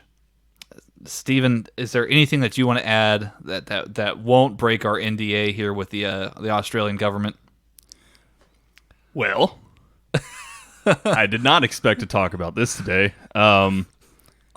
There's not a lot that I can add. Yes. I'll get in a lot of trouble. It's a very ugly situation. I'm laughing, but it's actually a very ugly situation. And it's funny too because I really like Hugh Jackman. Well, the names that you called him on that beach were absolutely awful. I mean, look, you told him Cyclops was the better character in the X-Men. Okay, look, I don't know if the beer in Australia is stronger or what. I swear I only had 2. Okay. Bystanders claim 6. I don't remember any of that. But I really liked Hugh Jackman before this. But something about that fish, man, just really got to me. And long story short, it got out of hand. Yeah, okay. That's all I want to say. I've forgiven Hugh. I mean, Hugh's called me recently, and we've talked it out. It's fine. But honestly, guys, I have to leave it at that. Like, I really can't say anything. So no singing of the national anthem of Australia. No. I mean, you and Hugh are cool. I take it. Yeah. Yes. He didn't demand that you sing the national anthem of Australia. No. Okay. Well, that's that. That's all we can really say on this matter here because it is It is highly classified. Yes, I will say this. Hugh Jackman is an Australian national treasure. Absolutely. And look, Hugh, if this is still something that's bothering you and you would like me to perform this national anthem, man, in solidarity and a showing of good faith, I will. Just reach out, please, at Headlock Talk. Yeah, just let us know. Absolutely. Hugh Jackman, if you're out there listening, yes, please reach out. Hit us up at Headlock Talk on Twitter. Come on the show. Steven will sing the Australian national anthem for you. I'll play it in the background so that way Steven knows the words and can hear the music. It'll be a whole thing. So if anybody knows Hugh Jackman, have him reach out to us on Twitter at Headlock Talk. Let's get him on the show. And Steven will apologize, do his thing. Absolutely. Yeah. But apparently things are cool. Last I spoke with him. Okay. That's all I'll say. How much longer is the ban for, Steven? Do we know? Like, did we get any updates from the government of Australia? I don't know. It's kind of we had to hide out in the embassy for like 3 days. Yeah, it took a while for the plane to get there. I really don't know what was taking them so long. See, with how much they wanted me out of there, I would have expected that plane to get there a lot sooner. But I'm getting too far into it. I'm going to get in trouble. Okay. I'm going to get in trouble. Okay, that's fine. We won't talk about it anymore. Seems like maybe another 2 years or so. Okay. Fair enough. Thank you, Steven, for answering that and divulging this information, even though you didn't have to. And thank you, Matt, for your question. Thank you. Yes. T3 Podcast Network at T3 Network on Twitter asks, which wrestler, past or present, would you want to just hang out and party with? Just hang out and party with. Well, obviously not Hugh Jackman at this point. We're not allowed. No, at least not in Australia. Hugh, if you want to come over here, I mean, we can have a party for sure. Yeah. But it will have to be on neutral ground. Yes. Yeah. Absolutely. Party with. I mean, so here's the thing. Like maybe like 10 years ago, I'd be down to like party. Like my definition of partying now and my definition of partying like 10 years ago are vastly different. Absolutely. 100%. Yeah. I'm not the party guy anymore, really. No, you don't think so? No? I mean, not in terms of just, like, getting smashed and you know what I mean? Like, that's really not my thing anymore. Okay. I'll get a light buzz and just kind of hang out with friends. That's my version of a party. Well, there you go. Well, then who would you just want to, like, have a drink with and, like, hang out with and have them tell you cool stories? Oh, man. Dustin Rhodes would be cool. Dustin seems like a really cool guy, really stand-up guy. Has a lot of character to him. So Dustin Rhodes would be really cool. Dustin Rhodes would be pretty cool. What about you? Man, that is a great question. Like New Jack. New Jack's kind of crazy. So like, I don't know why New Jack was the first person that came to mind, but he told all those crazy stories on Dark Side of the Ring. So I was like, that'd be nuts. Yeah, for real. Let me see here. Stone Cold, I mean, really and truly should be number one on the list because I think he's kind of an open book. Like if it was me, Stone Cold, and The Undertaker, I'd obviously be like the odd man out of that group. But like, I feel like they would tell some very cool stories. Yeah. I'd love to be at least a fly on the wall in that conversation. Yeah, I mean, I'd love to sit down and have a drink with like John Cena. That'd be awesome. John Cena would be cool. There's so many. There's really so many people. I can't pick just one, you know? Yeah, there is quite a few. Yeah. It's a lot of wrestlers. There is. So thank you, T3, for your question. We do appreciate it. DBW Podcast at DBW Podcast, who has been on a roll as of recent, providing some fiery takes that I absolutely disagree with. And they seem to have provided another one this week. Okay. So Damien, you're on a roll this week here. DBW Podcast at DBW Podcast on Twitter says Europe is better than all of America. So like all of Europe better than all of America. Better at what? I mean, I don't know. Just better in general? Like honestly, like look, I know you guys have like France and Spain and whatnot, but I mean, have you ever had Texas brisket? Seriously. Like seriously, or I'll even throw out a shout out to Mags here. Ribs from Kansas City. Yeah. You know, I mean, have you ever had some good barbecue? Have you ever had biscuits and gravy? No, your definition of biscuits is some kind of hard cracker, right? Well, and let's also not forget that like 70 to 80% of all entertainment comes from America. So Yes, Hollywood's here. We've got a crazy music culture. Yes, a lot of our populace is very insane. I will say this that is true. I will give Europe this. Its populace seems to be a lot more understanding, level-headed. It kind of heeds the words of its leaders. It doesn't seem to have a power vacuum. True. At least that we know of. At least that we know of. I obviously love soccer, or as it's rightfully called, football. But yeah, if you've ever been to an NBA game, those are pretty nuts. Those are. An actual football game, like NFL football or college football. Yeah. Very cool. Sports, entertainment, food. Yeah. Kind of got you beat. Pro wrestling. Pro wrestling, yeah. Was invented in America. You guys have Stonehenge, which is just rocks piled on top of each other. We have the Grand Canyon, which is absolutely brilliant. So, I mean, I don't know what you're getting at here, DBW Podcast. Yes. Things are different. There's pluses and minuses to both. Yeah. So, take your little dinky Stonehenge and get out of here with that. We'll see you out with that Grand Canyon. Well, I guess we see where Tanner stands. We made the Ford Mustang. We also made Kid Rock. So I don't know. Yeah. Well, maybe we can get a pass on that. Yeah. We'll see. I mean, you guys do have the Beatles. That's true. You also have One Direction. Man. Yeah, that kind of knocked you down a peg there. Yeah. A few. But that's what makes you beautiful, pegs. Perhaps so, Steven. Perhaps so. Well, let's call it a draw then, because it sounds like there's good and bad aspects to both. Also, don't forget that you have Glasgow. Anyway, moving on. Kurt's Angle at Kurt's Angle Pod on Twitter. How's it going, Kurt? Hey, man. How's it going? Kurt, he was on the After Dark 4 In Your House episode. You can definitely revisit that one. It's pretty great. It was a lot of fun, too. It was a heck of a lot of fun. So, yes, Kurt's Angle on Twitter asks, I think I'd be open for a straight-talking, no-shit Enzo and Cass run. I asked him to actually expand on this thought here, and he says he would like them to be, whether he wanted to be in the WWE, in the Indies, or elsewhere. He said elsewhere, prove on the Indies to begin with.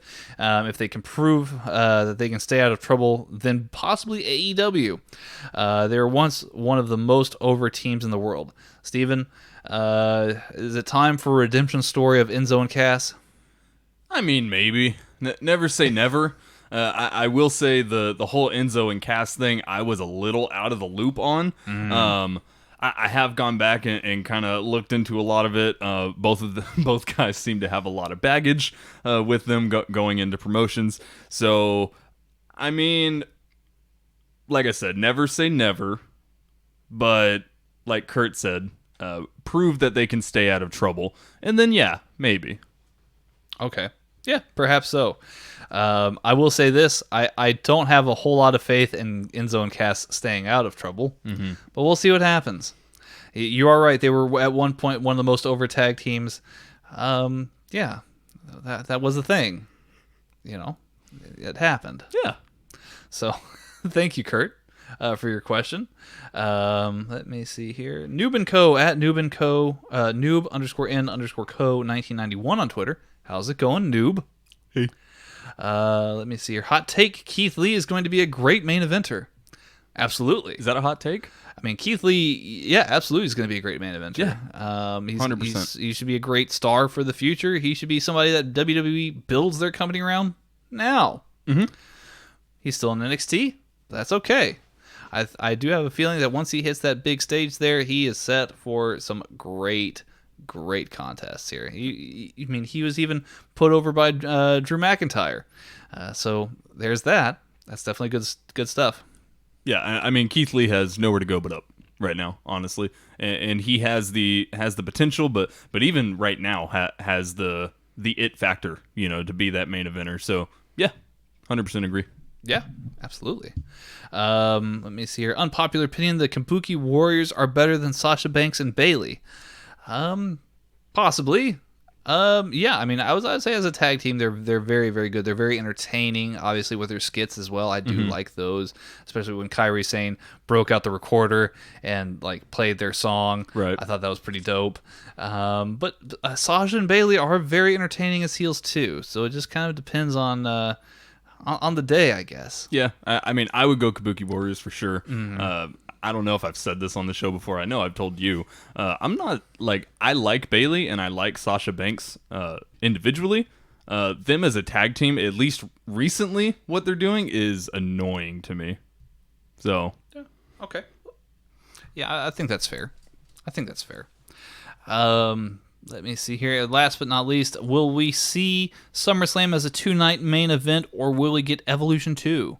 WWE Women's Evolution 2, Steven, is that a possibility? Maybe even a 2-night SummerSlam extravaganza?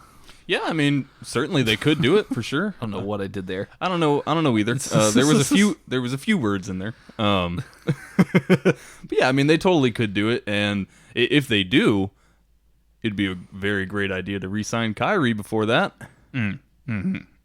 Yeah, I think it would probably be appropriate to re-sign her for that too. I would love for there to be another women's evolution. I think that's very, very important that we do that, because honestly, WWE's women's division has really been carrying the load of WWE for probably at least a year or two now at this point. Absolutely.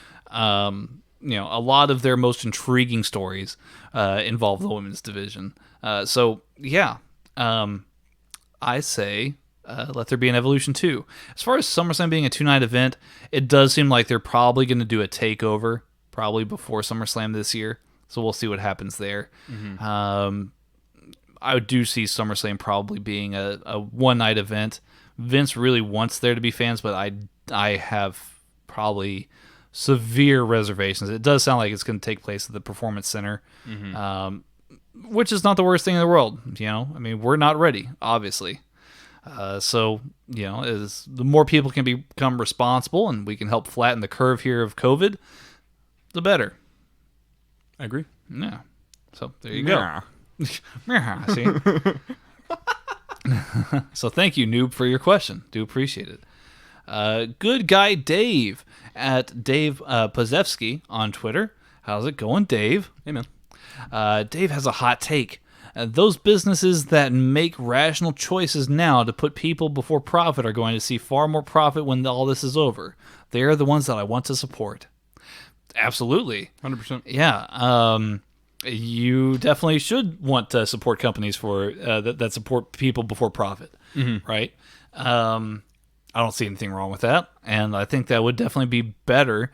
I would like to see more companies do more to put people before profit. I mean, I won't name any companies specific in particular, but there's a lot of companies out there, whether it be insurance or in other industries, that will say, okay, well, we'll give you 2 months worth of credits, or you'll get 2 months free of something, right? COVID's not going anywhere anytime soon. Not in 2 months. Not in 2 months. Nope. Maybe not even in 2 years.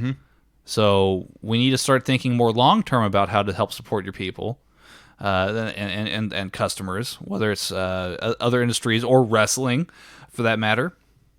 So that way, when all this is over, people will remember what you did for them. Absolutely. No, I definitely agree with, I agree with all of it, but specifically the first part of the sentiment where, the companies that are putting the people over their profits in this time are going to come out way better in the end. I think bad PR right now is worse than it's ever been. You know what I mean? And I don't think that the effects and the feelings of bad PR is going to go away as quick as it would have in the past. I think people are going to remember how companies are treating their employees during this pandemic. Well, their employees and their customers, for that Absolutely. matter. Yeah. So yes, I absolutely agree, and I really hope that's true, Dave. I really hope that's true. So thank you for your hot take, Dave. Ben at Stonewall_KOTDM on Twitter. He's got two of his hottest takes, he says. Ooh. Two of his hottest takes. Number one, Adam Cole is highly overrated. I find him very bland and generic. Steven, what do you think here? Adam Cole, bland, generic? Because I know that you've been kind of down on him recently. Yeah, I definitely like Adam Cole. Don't get me wrong. I think my problem with Adam Cole right now is he hasn't really changed at all. He's been very Adam Cole for a very long time. And yes, Adam Cole is good, but when you're getting the same thing for a very long time, it can start to sour in your mouth a little bit.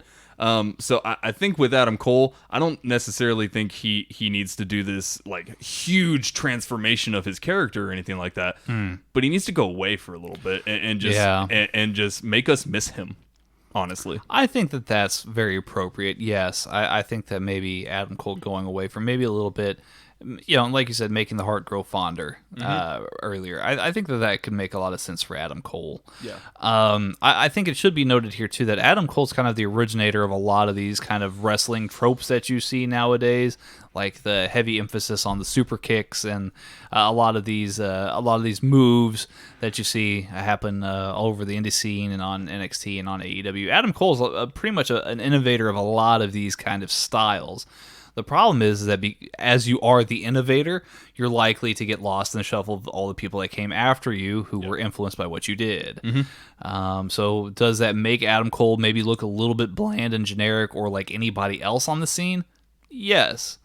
But he's kind of also the OG of all that stuff too. Right. But like you said, Steven, I don't think I think that at a certain point, maybe you either have to take it to the next level or maybe even take a little bit of a break and, so that the heart grows fonder for Adam Cole. Yep.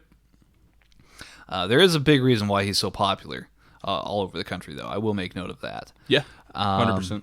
But I definitely appreciate that hot take. Mad respect for saying that, Ben. He says, hot take number 2, Orange Cassidy is a lower card comedy act and doesn't deserve to be in the main event matches. Ooh. It's just personal preference. It's whatever you're looking for. Okay. Yeah, I would agree with that. I mean, as a fan of Orange Cassidy, I do like his comedic stuff. Absolutely. With that being said, I thought he did have a pretty good showing with Chris Jericho. I thought that he made a good showing of himself in that match. Yeah, I think so too. And honestly, there were a few spots in that match where it was definitely his comedy kind of shtick. But the vast majority of the match was a straight up wrestling match, and there wasn't a lot of like the comedy stuff. So I mean, like I said, it's personal preference. I think Orange Cassidy fits very, very well in AEW. If he were to take that shtick somewhere else, it might not come off as well, especially with him being paired with Best Friends and the type of tag team that they are. I think he works really well where he is right now. It might not work somewhere else. Right, of course. I do like Orange Cassidy. I think that it does. He absolutely needs to do a lot more work to become a quote unquote main eventer, perhaps. Right. But at the same time, I'm totally willing to give him a chance on this because he did have a very, very good showing against Chris Jericho. Yeah, and this is, take my opinion with a grain of salt, because this is coming from someone that loves Orange Cassidy. Like, I think he's great. Right. I love the comedy stuff, and even when he like when he does the matches that he had with Chris Jericho, where it's not a lot of comedy and it's actually just him wrestling, I think he's great there too. But if you don't like him, that's fine. You don't have to like him, Perhaps so, Steven. Well, thank you. We definitely appreciate your hot takes here, Ben. Yes, indeed. Very, very thought-provoking here. And then last but not least here, actually, no, we've got a couple more. I'm sorry. Let's see here. the Tragedy of Cinema podcast at Tragedy of Cinema on Twitter. It's a great name. Yeah, very nice. Tragedy of Cinema podcast says, I might gouge out my own eye while watching the eye for an eye match between Ray and Rollins. I might as well. I might join you. Yeah, we'll have to see. We'll have to wait and see how that goes. Steven, if you had to gouge out your own eyes, how would you do it? Spoon, maybe? Yeah. Just get it in there. Flip it out real quick. You don't want to be in there longer than you need to be. Yeah, I think get it done quick. I think there's too much room for error with a knife or a fork. 100%. 100%. I mean, see, and then the hand makes it too difficult because I think too many things could go wrong if you're trying to rip it out. Well, see, here's the thing with the hand. It's not sterile. Right, You're going to get an infection. Infected. Yeah. See, the knife and fork, it's you could sterilize it. You could sterilize it, but there's too much risk of other injury. Yeah. You're not going to easily get it out with a knife or fork. But a spoon, sterilize it. That thing's made for scooping. Yeah. I think the spoon is the best tool. Okay. You think we'll see any spoons next Sunday? Maybe even an ice cream scooper. Those are like perfectly circular. Yeah, just right on out. Tragedy of Cinema also goes on to say, if Cassidy would drop the stupid pocket gimmick, he could be a bigger star. He can wrestle, just hate the comedy, just hate the gimmicky stuff that he does. It's not for everybody. Well, like I said, yeah, it's totally not for everybody.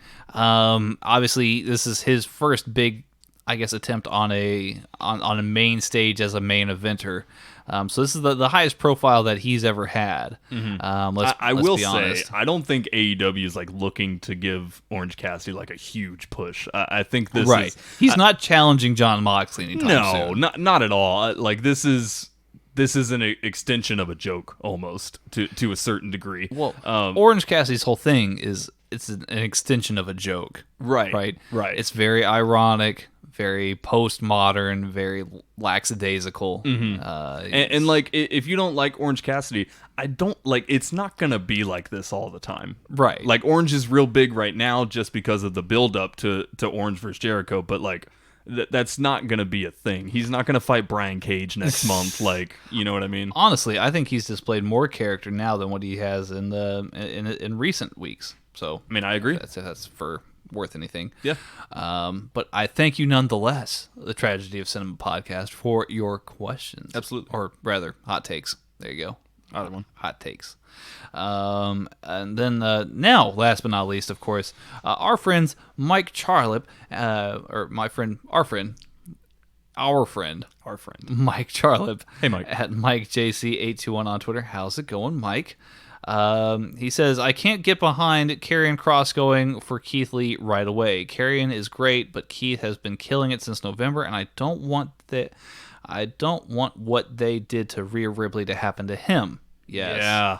Yes. There's plenty of people for Kross to feud with before getting a title. Well, like I said, absolutely. There's people for Kross. There's people for Keith Lee, too. Dijakovic. You could put him against maybe some other member of Undisputed Era, like Kyle or Roddy. That would be killer. Yeah. You could feud him with, what's that other chap's name? Walter. That other chap. Yeah. Walter versus Keith Lee would be a titanic match, and I would love to see it. Yeah. Absolutely love to see it. So, yeah, there's plenty of stories left to be told here. Yeah, I definitely agree with you, Mike. Let me see here. He also goes on to say, I wish WWE would stop putting rivals in tag matches before big pay-per-view matches. Sasha versus Asuka is a special match that they pulled the rug from under and ruined the hype by putting them in a tag team match. I want big rivalries to big rivals to not touch at all until it matters. Make it special again. Yes, I mean, I agree to an extent. I think that like if you look at New Japan, they build rivalries and feuds and stories through multi-man tag matches. So I think it can work well as a device and a mechanism here, but just the way the WWE does it is just simply not effective. Right. It just comes off as like, hey, like it used to be very effective, but now it just comes across as like, oh, we're doing this here because it's live TV and we're going to build anticipation for it. Well, it kind of comes off as lazy to a certain degree, just because it's like, okay, you could sit down and try to think of an actually great way to bring both of these people out and build this storyline. Well, or you could just pop them in a tag match and call it a day. Well, and a lot of the time, it doesn't leave anything left to the imagination for when the actual match comes around, too. Absolutely. But that's just the way the WWE does it. New Japan seems to be very successful at doing it their way. Mm-hmm. So I see both sides. Mike also says there's a new report out that the current Jeff Hardy storyline is going on because he is declining contract offers to stay with WWE. WWE has done the humiliate a talent till we get what we want tactic before, and it never works. So why do they keep doing it? It just seems stupid. I hope that rumor's not true, because that's pretty messed up if it is. Well, I mean, like I said, look what they're doing to Rey Mysterio. Yeah. They put Kairi Sane, and I'm not saying that this is tactical, but they put Kairi Sane in a very dangerous match with Nia Jax. Yes. WWE is known for humiliating talent before they go out the door, but I think in their mind, they see that it somehow devalues that person in the eyes of the fans, or at least in the eye of the casual fans. You're like, oh, right. Rey Mysterio, he's that guy that lost his eyes to Seth Rollins. Yeah, I mean, if anything in this AEW era, it actually adds value. Well, yeah, because then Rey Mysterio can come out and say like, I'm with a real wrestling company now, or I'm with a company that actually cares about what it is that I can do, and not 100%. Just about gouging my eyes out on a pay-per-view. Yeah, I really think that's it's doing the opposite of what WWE wants. Really, I think that's only adding ammunition to the wrestlers that are trying to leave. I agree, Steven. Well, and that concludes Hot Takes for this week. Thank you, everybody, for adding in your hot takes, most unpopular opinions, and most burning questions. We sincerely appreciate that. We're gonna take a little break here in just a moment, because we're gonna bring the Queen of Any on in the second half of the show. But before we do that, ladies and gentlemen, let's take a deep dive down into, of course, If Wishes Were Fishes.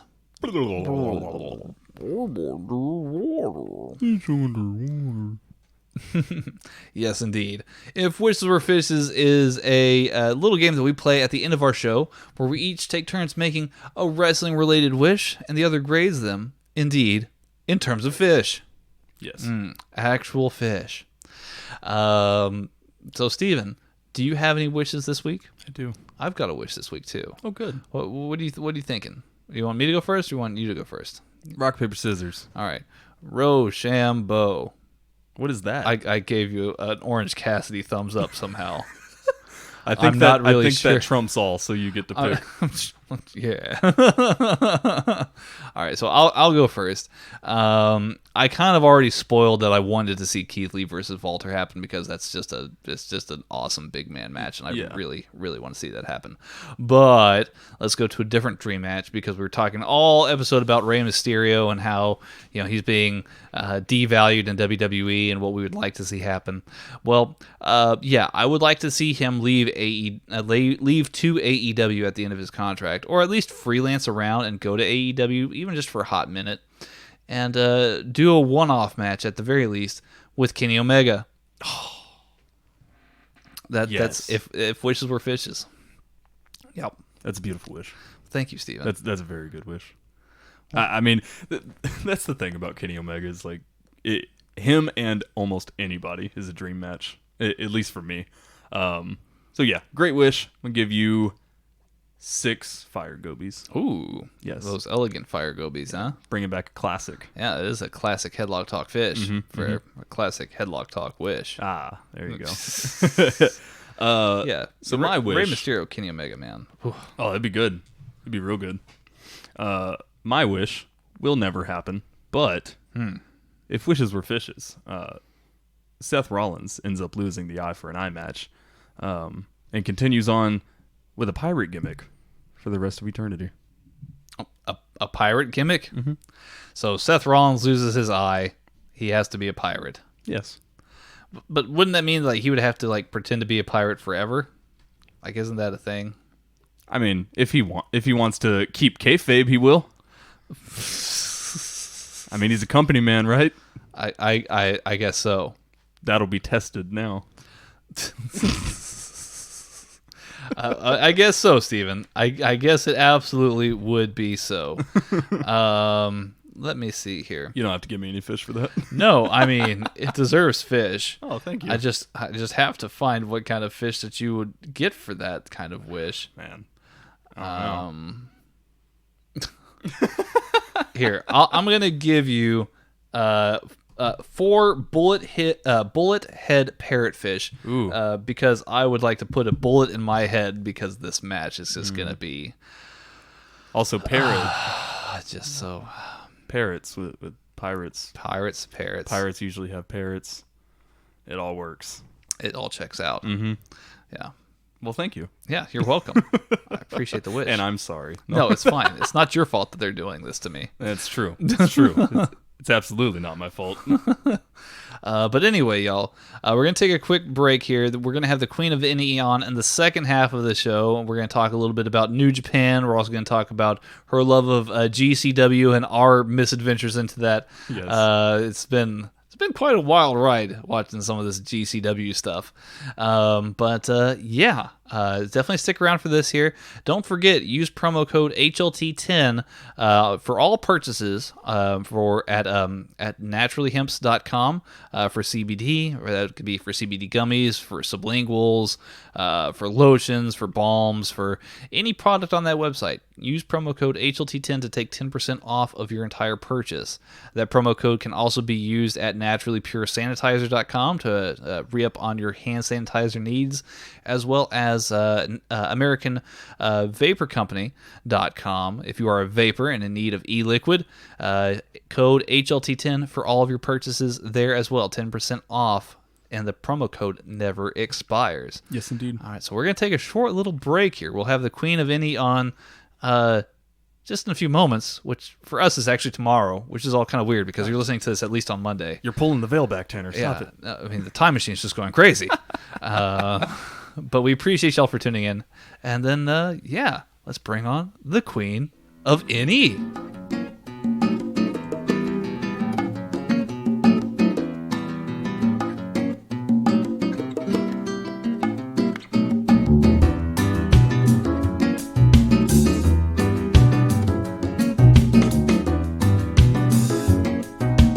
Alrighty, everybody, I just wanted to give you a fair heads up as you enjoy this musical interlude here.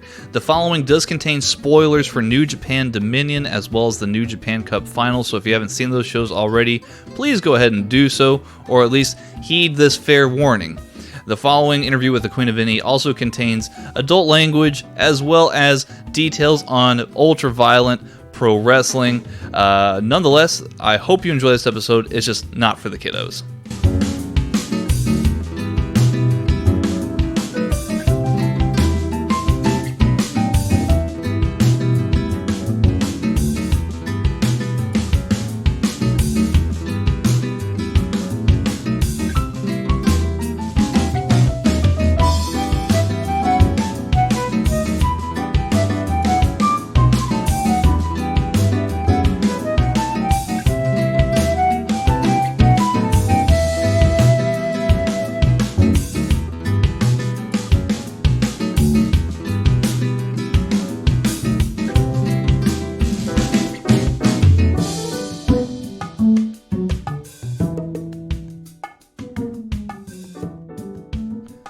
Alrighty, everybody, and welcome back to part 2 of this Headlock Talk episode.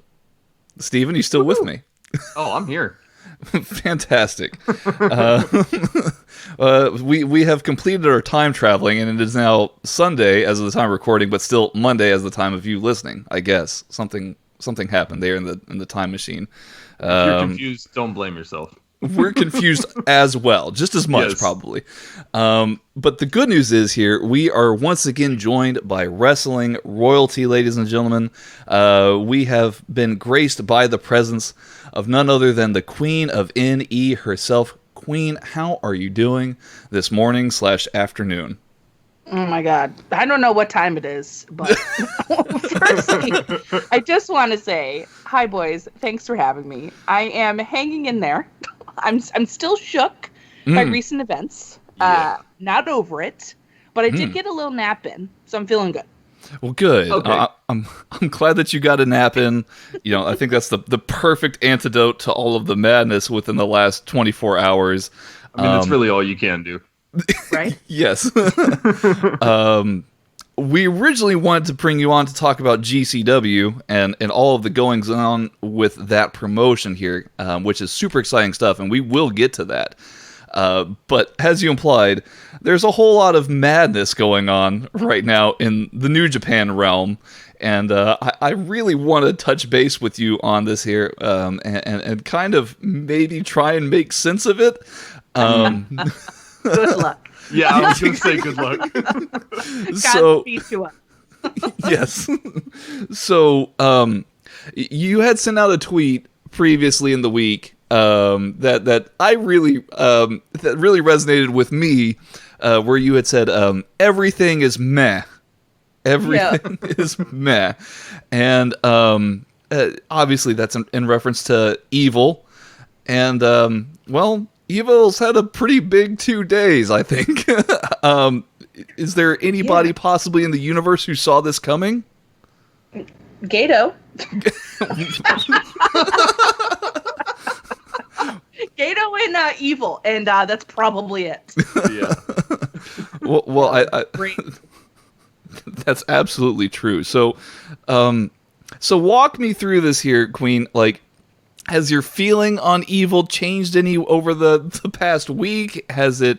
Are you? Well, let's talk about the New Japan Cup itself first. The finals. Evil did defeat Okada to win that New Japan Cup finals. I think to the surprise of everyone. Naito came out to congratulate him, gave him the LIJ salute, and Naito then looks up and sees the too sweet from Evil, and that proceeds with a whole Bullet Club beatdown on Naito. Queen, what was going through your mind as you see these scenes here?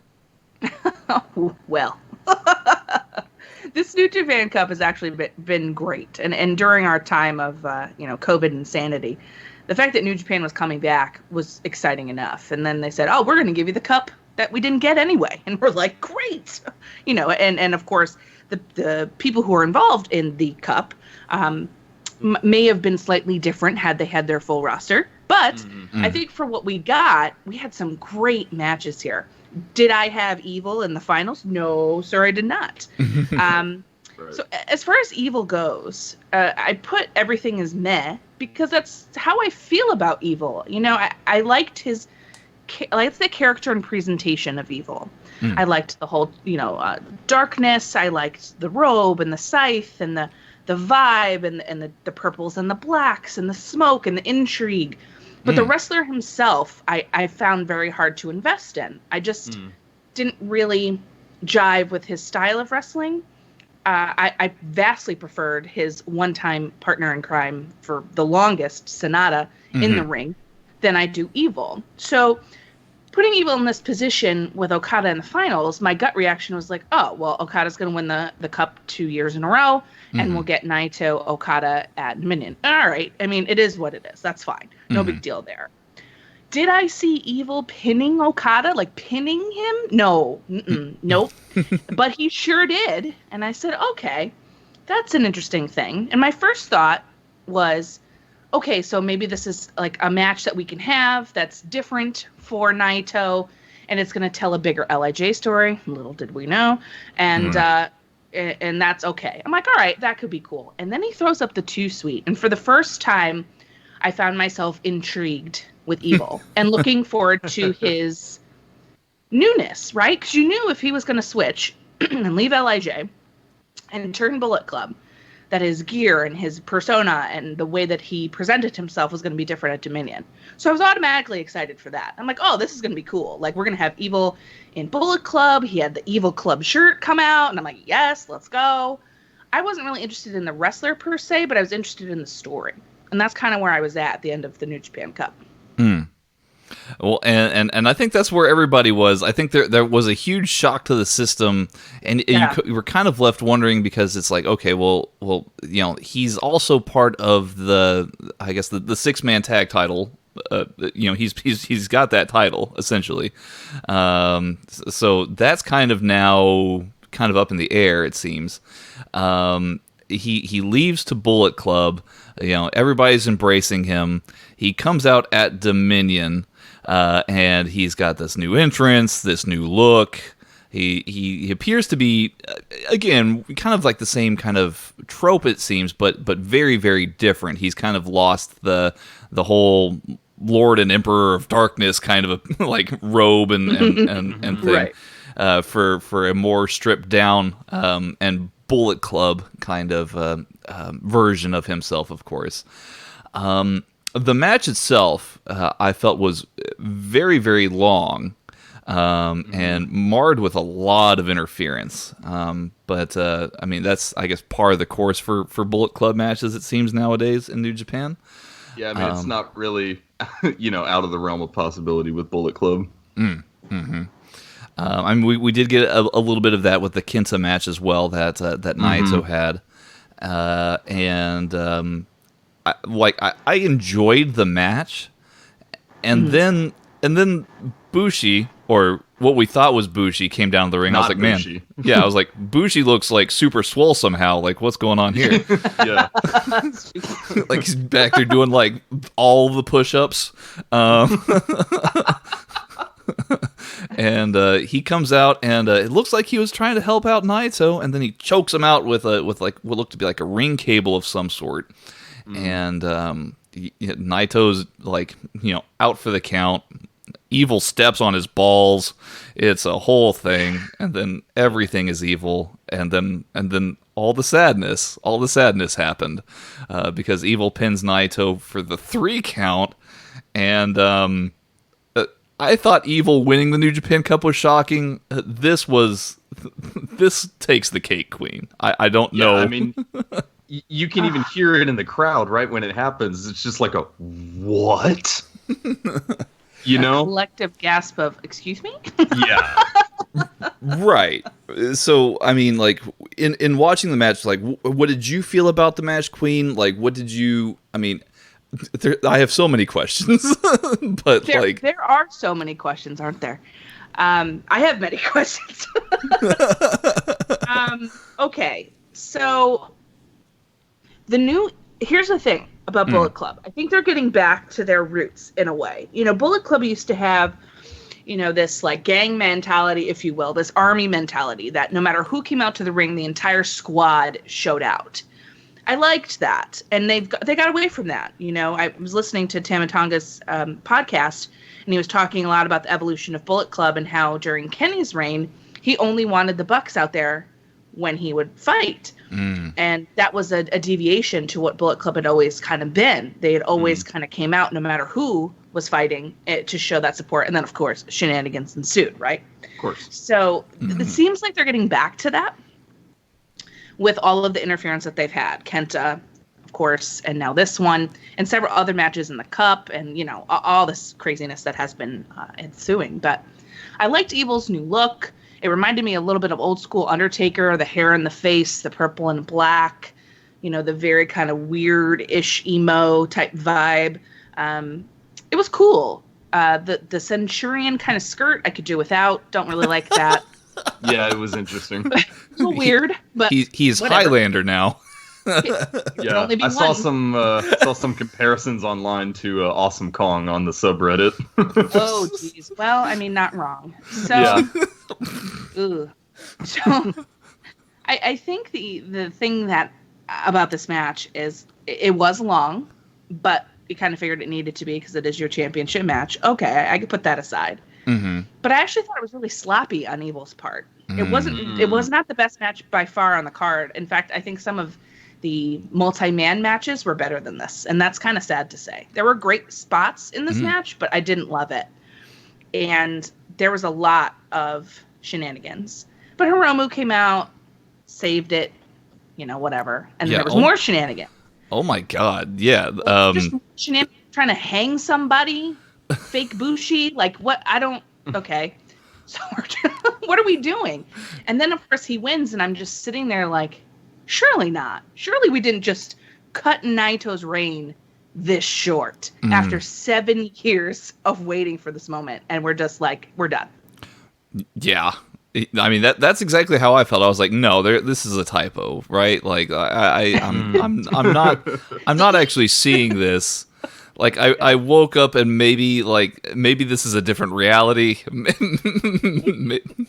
Maybe this is something that I'm just not tapped into. I don't know. Maybe I'm still asleep, right? Maybe you're still dreaming. Maybe you are. Maybe you're still dreaming. Maybe I am still dreaming. Maybe this is a figment of our imagination. Exactly. I'm going to go check myself in after this podcast. No, but it's I see the scenes of Evil. He's holding up the titles. Dick Togo reveals himself as the fake Bushi, and I'm like, makes sense. Dick Togo is a big guy. Bushi's not. So there's that. But then the scenes of Hiromu coming out, and he's super upset, and he's cutting a promo. He wants Evil. He wants to take on Evil for the titles. Or he says even at least one title, it seems. And it's just like, Evil's kind of blowing him off. And then the scenes of Hiromu in the ring just shrieking and just completely snapping before running backstage. It was pretty incredible. Like I mean, I can't remember a New Japan ending like this ever. Yeah, he's so emotional, that Hiromu. He really is, in a lot of ways, a actual ticking time bomb. You never quite know what's going to make him snap and go off. And right. I think his storytelling in his earlier match, where he came out with the wrist tape covered in why, the question why, and then coming out here and having a meltdown and saying that I'm going to, challenge you for the belts that you took. And basically, it's kind of like he's not taking the breakup very well. So no. He's challenging for the titles, or at least one of the title. And like Evil says later, Hiromu, all right, fine. Like, I'll just break you in half. It's no big deal. So he's definitely undervaluing Hiromu's tenacity to come after those belts, or one of those belts. But I guess my question, and I don't know if you thought about this, but why did Evil get to fight for both belts? Like, why couldn't we break the belts up and like leave Naito with the IC title? Well, and that's what I'm wondering too. Like, and I think they made a big deal about it being for both titles all the way through. And I just don't know. I just don't know. Maybe they really, it really seemed by all indications that maybe somebody within LIJ was also going to have a big year, right? Besides Naito. Like, it seemed like, for me, I was like, okay, it's down to either Shingo or it's down to Hiromu. And I had either one of those men challenging, Naito for after winning the finals. And I was like, okay, that's cool. I'm down for it. And then it's Evil. And I'm like, But okay, well, let's see where this goes. And now I'm just completely melted away by everything that's happened. I think my bigger question here too, and this is something actually that Anthony, our friend Anthony from Smark to Death, actually brought up. He tweeted out, quote, "Where the fuck was Sonata? Where was the real Bushi? Is Hiromu the only one that cares about Naito?" Yes. I think we can obviously question, where was Shingo as well, right? Like, is all of the loyalty gone? Because as I responded back to him, I think my only explanation is they're literally called the Ungovernables. Did Naito ever have control over them? Did Naito? I mean, has everything just fallen apart? Was there always a target on his back after he became the champ? Like, where were the rest of LIJ, Queen and Steven? Do you guys have any maybe explanation or maybe theories on maybe what happened? I kind of do. Okay. So during the Cup, we saw sort of the beginning of the fracturing, if you will, of LIJ. You know, Shingo walked out on the LIJ salute, didn't want to do that. Sonata has been having his own unique story for a while. He's more of the lone skull than the cold skull right now. He's kind of like pulling himself away from everything. If you noticed his matches in the Cup and then tonight or this morning, whatever, time zone, for Dominion, he kind of seems dispassionate to me. Like, I'm in here to do my moves and like do what I got to do, but like I couldn't care less. Which is always kind of Sonata's face because he doesn't really have an expression, right? Right. He just kind of like stares at you and you're just like, okay. But it feels like there's a bigger storyline with LIJ going on. They've been dropping these little breadcrumbs, and it seems like Hiromu was the only one after Wrestle Kingdom to like really truly embrace Naito as champ and be there to support him. And even though he said to Naito, you know, I want to challenge you for the belts, they had that whole respect thing. Obviously, it never happened due to COVID, but I think that's kind of what's going on. I think they're self-imploding, so like, why would they help him? Yeah, I mean, that certainly could be the case. I mean, I was just really, really confused.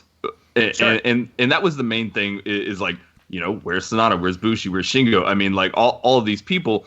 I do like the point that you brought up, Tanner, about like, you know, they're the ungovernables. Like, did Naito ever have control? And that is a cool wrinkle to it. And I think at this point, you know, we're not supposed to know. You know, they want us asking these questions and everything. And I'm curious to see where it goes. But that was the first thing I thought was like, where is LIJ? You know, because yeah, Hiromu came out, but that was it. Right. And I think maybe even Hiromu had maybe even just the like, even if he didn't totally always was invested with Naito as the leader, he at least respected him, and he respected him enough to want to challenge him. And well, clearly, yeah. their promos that they had pre-COVID shutdown were very respectful. It was going to be a great, you know, was it IWGP Junior versus IWGP Champion match? I was really looking forward to that.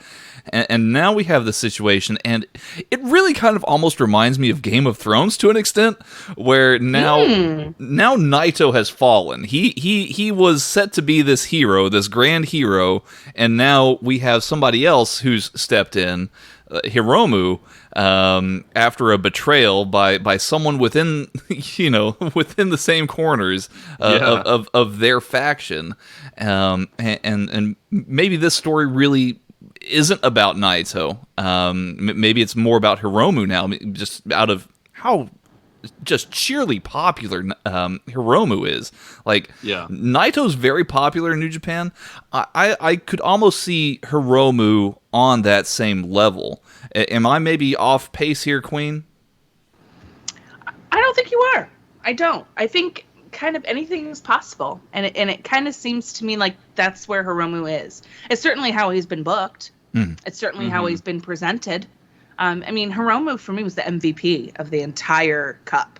He just, other than Ishii, of course, who like standard always is the best, but yes, you know, in a position of true. What's the word I'm looking for? Like opportunity, right? They're never going to give it to Ishii because he's always the bridesmaid, never the bride, poor guy. And he deserves everything else. But I don't know. I just think the whole thing is very intriguing. I'm interested to see where this meltdown Hiromu thing is going to lead us. Yeah, I mean, absolutely. Steven, I mean, do you think that Hiromu is popular enough, perhaps, to not only still be on that same level as Naito, but also be considered a legitimate title threat, perhaps, to Evil? I mean, certainly a title threat for sure. I mean, with Evil, like, yes, he did beat Naito for the belts, but there was a lot of interference there. You know, he didn't win it completely clean necessarily. So there's still that room for someone to come in and be like, you never beat him clean. You're not the wrestler that you think you are, or you're not the wrestler that you want everyone to think you are. So there's definitely the possibility of Hiromu coming in and taking those titles off of him. I mean, just from what I've seen with Hiromu, and like Queen said, with the way he's booked, I mean, that guy is hot as hell. He's super popular. So, I mean, yeah, why not? Mm-hmm. One last thing, we'll move on to some of the other matches here. So is there anybody in y'all's mind that could possibly, I mean, besides the matchup with Hiromu, which I think is inevitable on the horizon somewhere, whether it's sooner or preferably in my case later, are there any other names that should be seeking this matchup with Evil? Because I think that we really, with Naito's reign, I think we were talking about, hey, well, you could obviously have that match against Okada. You could go back to Ibushi. You could go in a whole nother direction. You could have Jericho come back and do a title for title thing. I mean, we've definitely spun a lot of different narratives that Naito could have. But now with the shocking state of affairs here, I mean, who in your mind makes good matches up with Evil, Queen? We'll start with you. Oh boy. Well, yeah. I mean, I definitely think you could pull back on Okada. We also have new tag champs, so that frees up Tanahashi, and it frees up Ibushi. So we have those contenders who are always kind of in the upper echelon title picture anyway. Hiromu, of course, which I kind of hope they wait on, and I kind of hope they only do it for the IC belt, because I see that as more of a thing that they could potentially pull the trigger on for him and let him have that, even though he's junior heavyweight, because they've been playing a lot with this idea that he can transcend, like Shingo, and that I think is really fun. I would also think that you could, it's tough because not everyone's here, right? Because you could say some other folks, even within his own faction, I would say would probably want that belt, Jay White, So I feel like there's going to be some dissension in the ranks, I think, once they're able to return, to Japan. And I think there might be some tension within Bullet Club. Kenta, too. So, especially because Kenta was, had challenged Naito in the first place.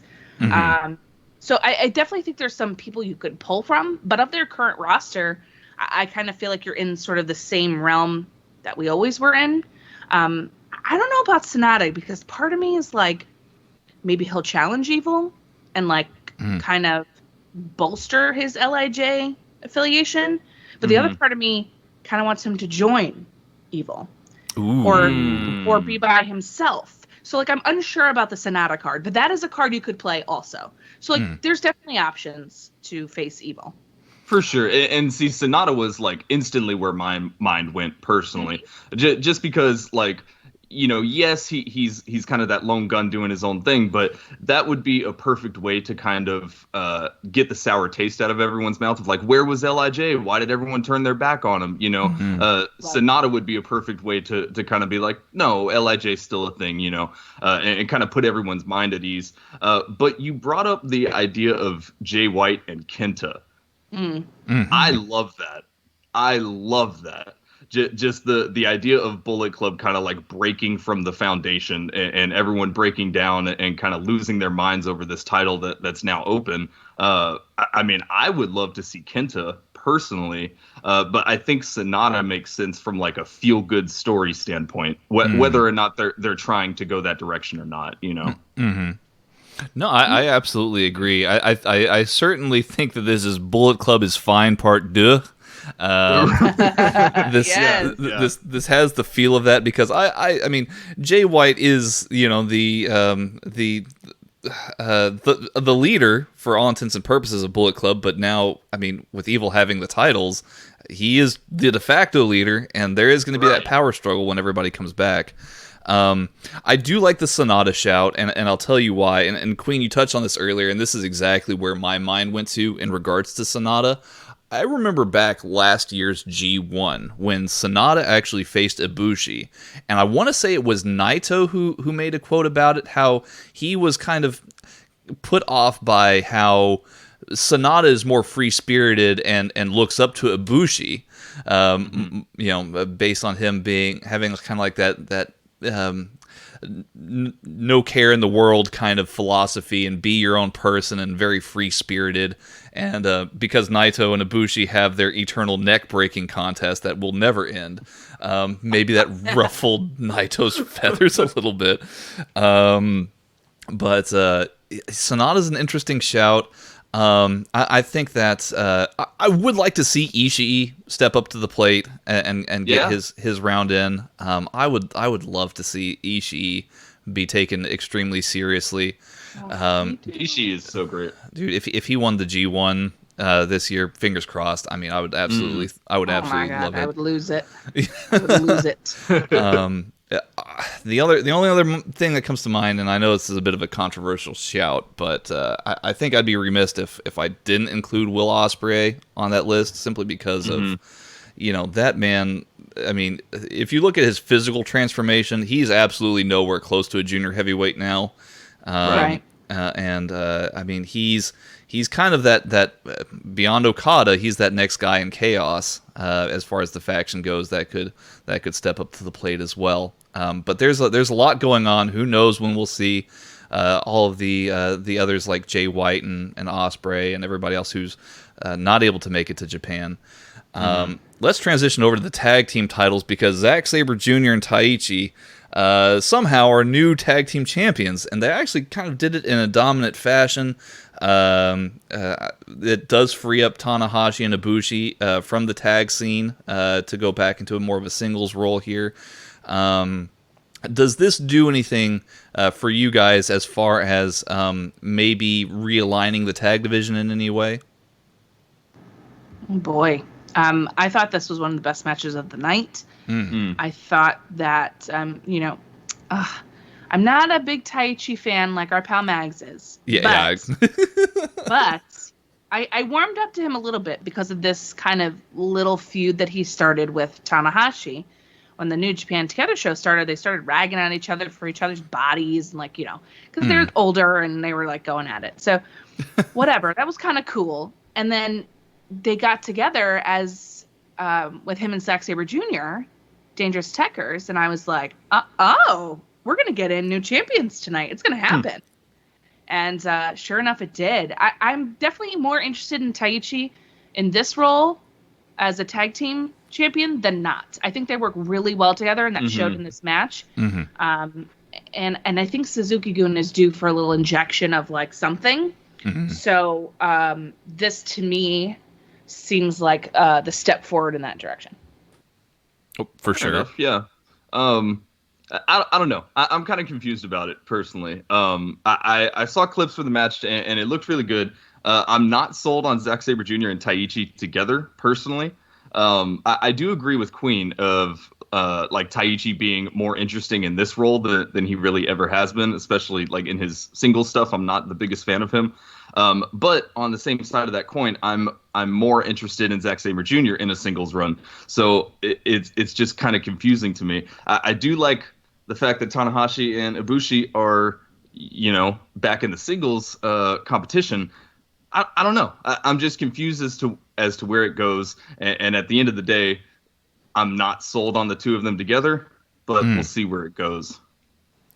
For sure. I mean, I think I'll echo the sentiments of both of y'all here. I've never been a Taichi guy. I think I've made that pretty clear in the past. But I was thoroughly impressed with Zack Sabre Jr. Tonight in his performance as well. I mean, obviously Taichi's been on the rise all New Japan Cup, and I think it makes sense for him to be rewarded for that.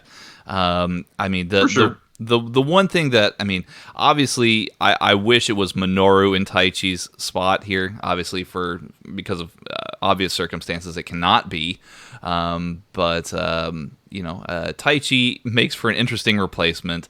He did look like a brutal monster in this match, and I'm thoroughly surprised. I will say that I'm thoroughly surprised at the development here.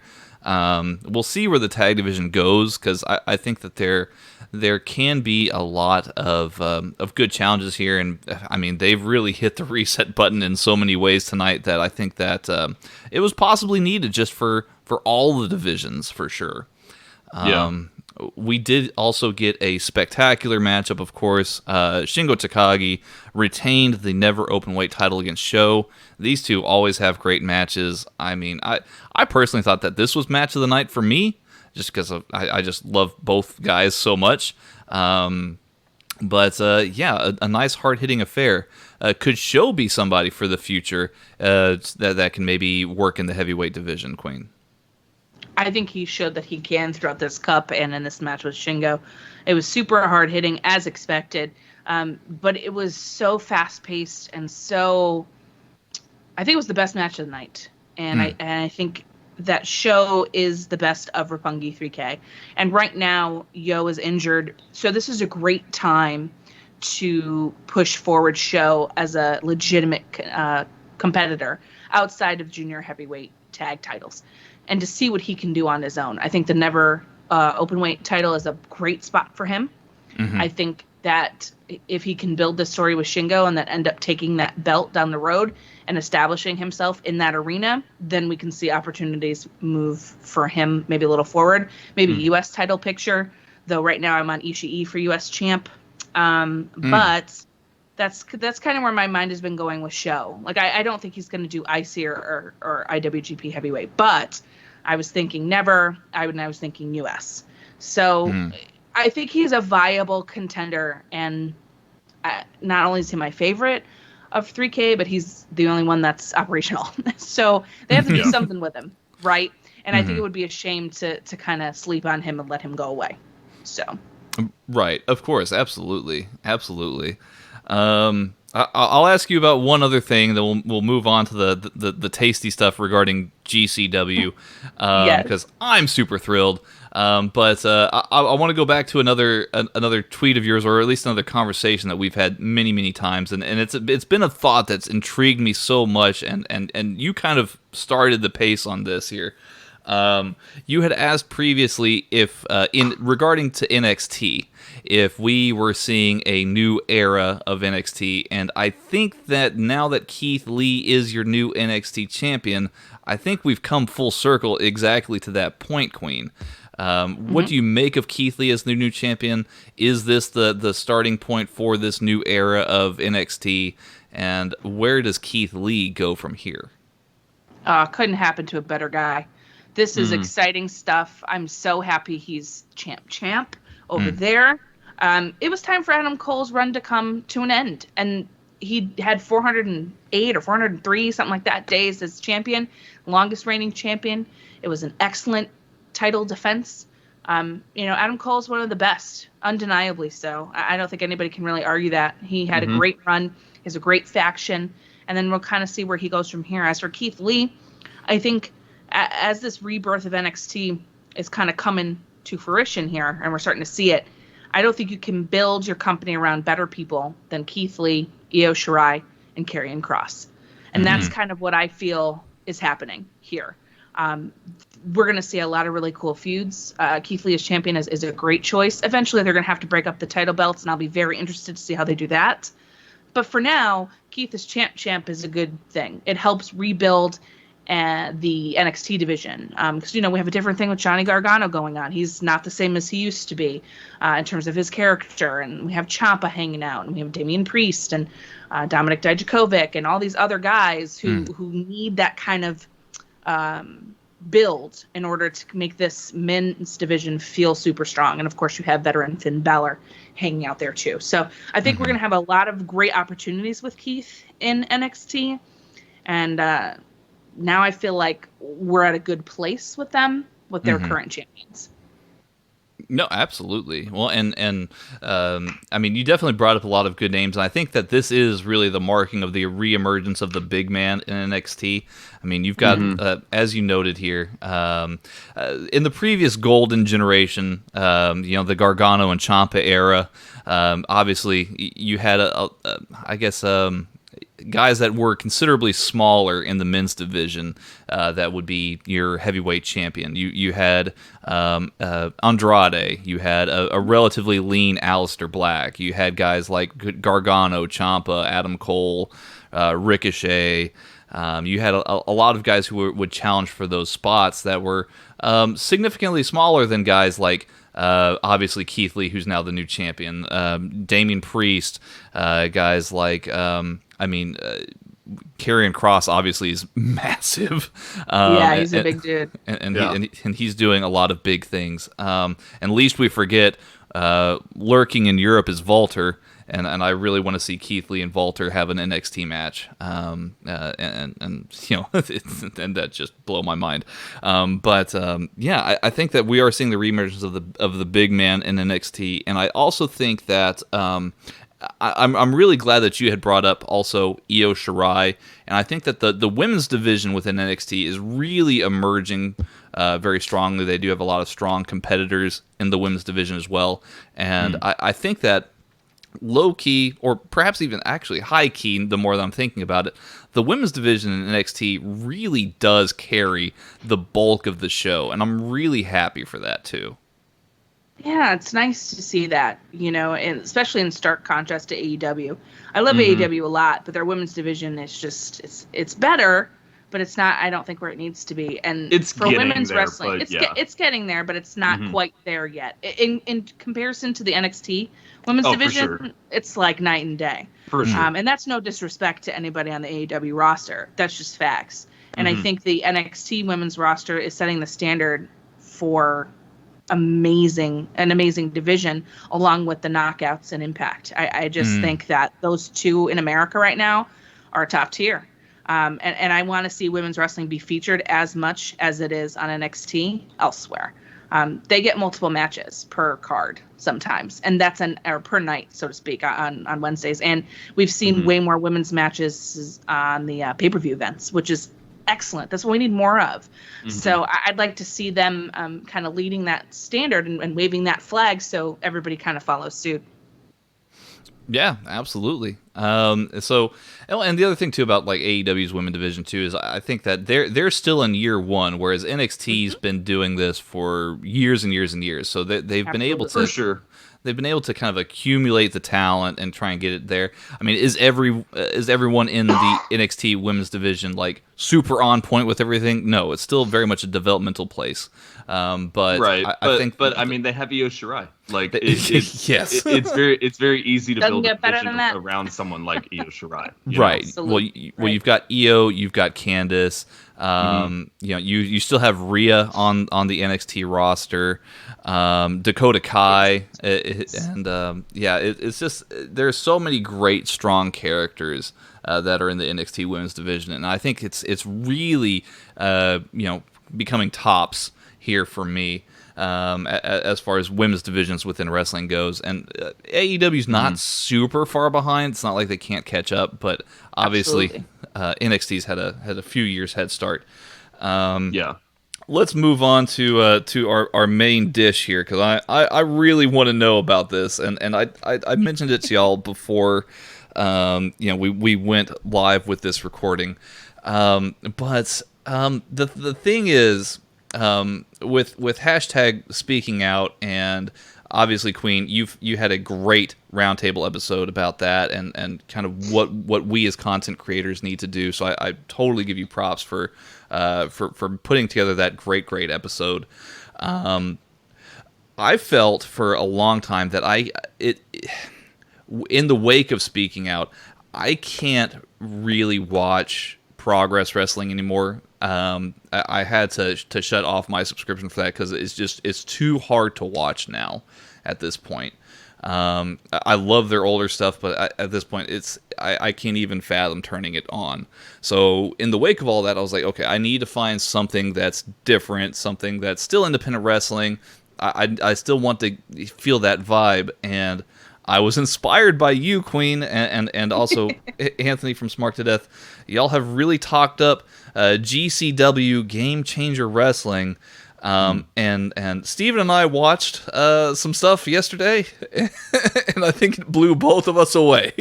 How'd it go? What did we watch? How did it go? Tell me all about it. So we were watching the 4th of July special. From Backyard Wrestling 2. Yes, from just last weekend. And goodness, I've never really seen anything like that before. I was able to watch a few other GCW shows throughout the week leading up to that, and I will be showing Steven that. Queen, tell us about GCW. Tell us what got you into it, because for me, it definitely is. It's something that I've never personally seen or experienced before. Mm-hmm. GCW is a very different experience if you weren't expecting it. You will be surprised by it. What I think is the most unique about GCW is everyone always says, "Oh my God, that's the death match promotion. They stick needles in people's heads and scissors in people's throats." And yeah, they do that. They definitely do that. They use weed whackers. There's all sorts of insanity that happens. And very true. It does that. What I think people are embracing, especially as of last year, is that GCW offers some of the best, if not the best, independent wrestling in the United States. They are just in the top tier of independent wrestling companies. They bring you matches that are so competitive, but it's not like a storyline driven thing per se. There is a storyline with their main title because that's the title that they have. And they have things that, they have people don't like each other and things like that. But it's not like what you watch on AEW or NXT or regular WWE stuff. It's not like, okay, we're going to check back in and see what the New Day's up to. It's not like that. Right? It's not like that at all. It is very gritty. And what I love about GCW is that it's a family vibe. Like, once you are a GCW fan and you watch a bunch of these shows and you attend these shows, you're family. You become family. And it's a very intimate vibe. They work small venues, sometimes bigger ones, but it's a small venue.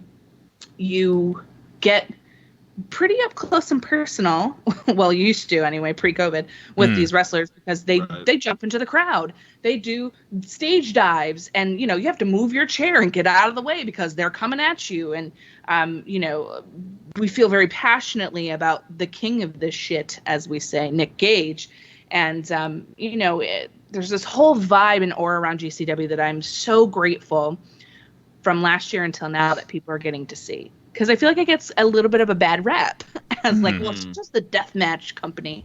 It's not, though, because earlier this year in January, we had Tony Deppen versus Jake Atlas before Jake Atlas joined NXT. And it was an extraordinary feat. It was an unbelievable wrestling match. And I couldn't believe that we got to see that. And that's the kind of stuff that you'll get. You'll get some of the best people on the indie scene. And they listen to the fans. They give us what we want, and it's a lot of fun. You will see a lot of doors. You will see a lot of chairs. You will see a lot of crazy spots.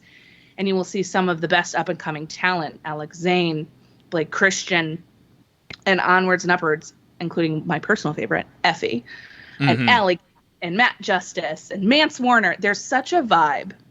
And I hope that kind of came through in some of the stuff that you watched. Well, yeah, and Steven, if you feel different than I, then please go, please let me know. But so like, we're watching the shows, and like I said, I watched other shows beforehand too with GCW, and what I really appreciated, and I think the one that I watched too was The World on GCW. I watched that part 1 and part 2, but before Steven came over yesterday, and I think what I felt was like, it's the same honesty and earnestness that Progress had when it first started, right? It was very intimate, very gritty, very hardcore, very DIY, right? Not as Ciampa and Gargano, but very do-it-yourself, very independent. It really had that spirit to it. But whereas Progress was kind of like, it had this ethos of discipline and like that strong style vibe, very influenced by Japan. These guys certainly don't give a shit in GCW. Not at all. And that's one of the cool things about it too, is like yes, that guy just like went through a flaming table, and that guy just got hit by a car and things like that. But like, even just going by like the commentary, like these guys aren't taking themselves so seriously. Like it's just a fun vibe, and that's the thing that I really liked about it. You know, like with like almost every other promotion to a certain degree, like WWE, NXT, AEW, New Japan, it's very serious. It's very like this is the story I'm telling you. Whereas this one's just like, yeah, these guys are gonna hit each other for a little bit, and we're gonna have a bunch of fun here. And it's really refreshing to watch a promotion like that, you know? Yeah, and I'm glad that you brought up the commentary team because they're spectacular. They're spectacular. Aren't they amazing? They're so great. I've never heard a commentary so honest before. And Amelia will tell you exactly how it is. And another thing that's cool about the commentary team is they're just not afraid to say whatever they're going to say, and they will pop you. They will say very funny stuff. Absolutely.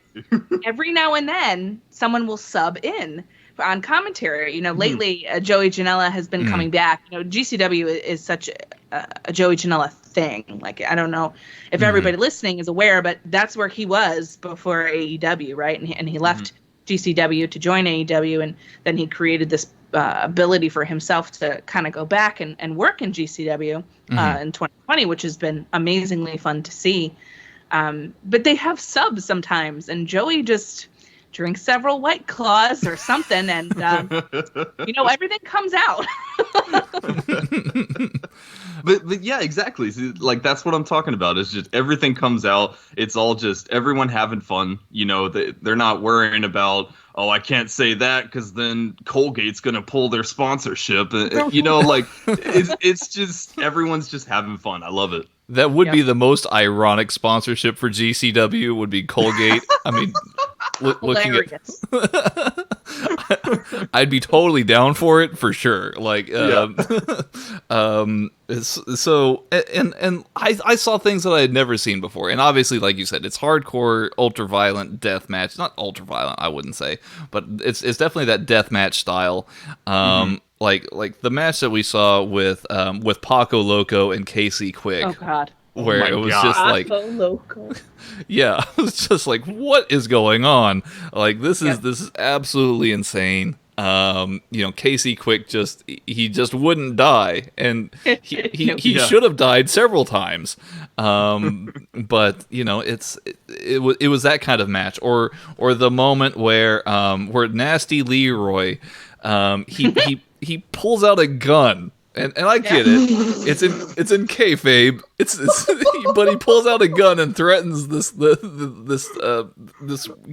the forklift driver, to basically almost commit murder on his opponent. Yeah, that was a thing. And look, so great. I get it. Yeah, it's kind of fucked up, but at the same time, it's like, I've never seen that before, but it almost makes sense. Like, maybe if it was like The Undertaker in a Buried Alive match, he'd be like, I'm threatening, right? And the forklift driver would do his thing. But no, Nasty Leroy pulled out a gun and threatened to shoot this forklift driver. Yep. In the main event, El Schlacko defeated JJ Escobar by basically... fireworks. He defeated him via fireworks and via hit and run. Yes. That's a great way to put that. Yes. Like I said, these are things that I've never seen before, and obviously it's all in jest. I get it. Nobody would really pull out a gun on a forklift driver. No one would really try and blow someone's crotch off with fireworks. But no, I'm kidding. But that's what's so great about it, you know? Yeah. Is that they don't take themselves seriously, and I love that. Yeah, they definitely don't. And what's fun about the Backyard Show, which you watched, is they come out in these crazy characters, right? And because Paco Loco is Chris Dickinson, of course, famous indie wrestler Chris Dickinson, who's beyond NGCW famous. We call him the Dirty Daddy. And your boy, great nickname. That power bomb that he did, good Lord have mercy. Yeah, it's a great nickname. It's they come out in these fun characters. They have such a good time at the Backyard Show because it's just supposed to be wildness. Like, that's what's different about like that show versus Can't Feel My Face, which was earlier this year. They're very different vibes. Yeah, we had a door match in that show, but this one you had a lot more craziness. There was a trampoline. You're in literally someone's backyard. There's a kiddie pool type or a smaller pool type of vibe. there's scaffolding, there's a forklift, and there's light tubes galore. So like this one was a little more deathmatchy than not deathmatchy. Like someone breathed fire. Facade was there as Vampiro, and swallowed some. Well, didn't swallow it, but put tiki torch lighter fluid in his mouth and lit it on fire and shot it at Atticus Cougar, who was, I forget what his name was, who he was that day, but that's who he See, is. you just explaining that, like, I want to watch hilarious. that. Yeah, I want to watch that. Yeah, it's good stuff. Don't you want to? It's a lot of fun. That's what GCW is. You're going to get a lot of serious stuff, and you're going to get people whipping some ass. For sure, 1,000,000%, right? But you're also going to have fun. You're going to see crazy spots. And it's not a GCW show unless one of the stunt brothers is getting thrown somewhere, you know? Yes, of course.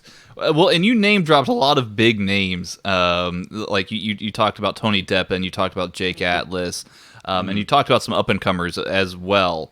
So, like, talk to me about who the major players are for those who haven't seen GCW, or even want to, if somebody wants to give it a try, right? What are some of the names out there that people need to know about? Who are some maybe previous alumni of GCW, and maybe some of the up and comers of GCW right now? Sure. Previous alumni, biggest name that people would know is Joey Janela.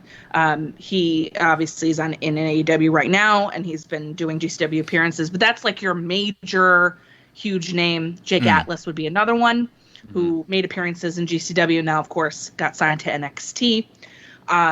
In terms of your major players, you have Ricky Shane Page, who they call affectionately, but not really affectionately, RS Pussy. Don't like him. Everybody hates him. He defeated, well, let me put it this way. He is the current GCW champion, and we don't like him at all. He's part of 440, big Cleveland, Ohio guy with Atticus Cougar and a couple other people who are on kind of like his squad of nastiness. And people are not afraid to get in his face. Like the GCW crowd will get in his face and scream RS Pussy and like F you and all that stuff. Because of how passionately they feel about the other guy, which is Nick Gage. Nick Gage is he's a shot caller. He's a certified badass. He robbed a bank in a previous life and, did prison time and came out. And he's probably one of the nicest people you'll ever meet. He's super passionate about wrestling. He's super passionate about his fans. He's on Cameo now, in case you were interested. He dropped this great cameo about how he will beat transphobes up.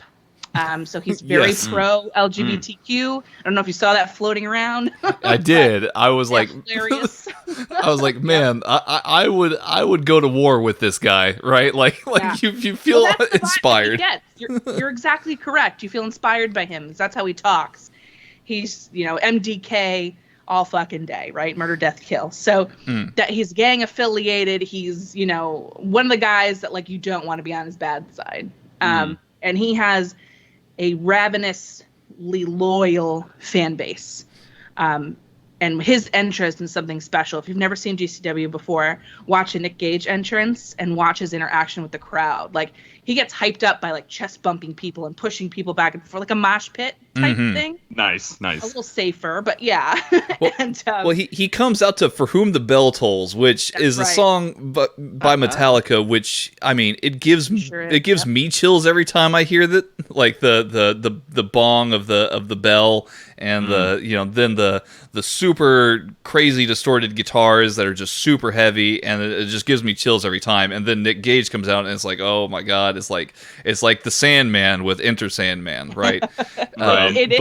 Yes. But like next level, because Nick Gage is probably not drunk, or maybe not drunk like to the Sandman's point, and Nick Gage can actually do shit, right? Yeah.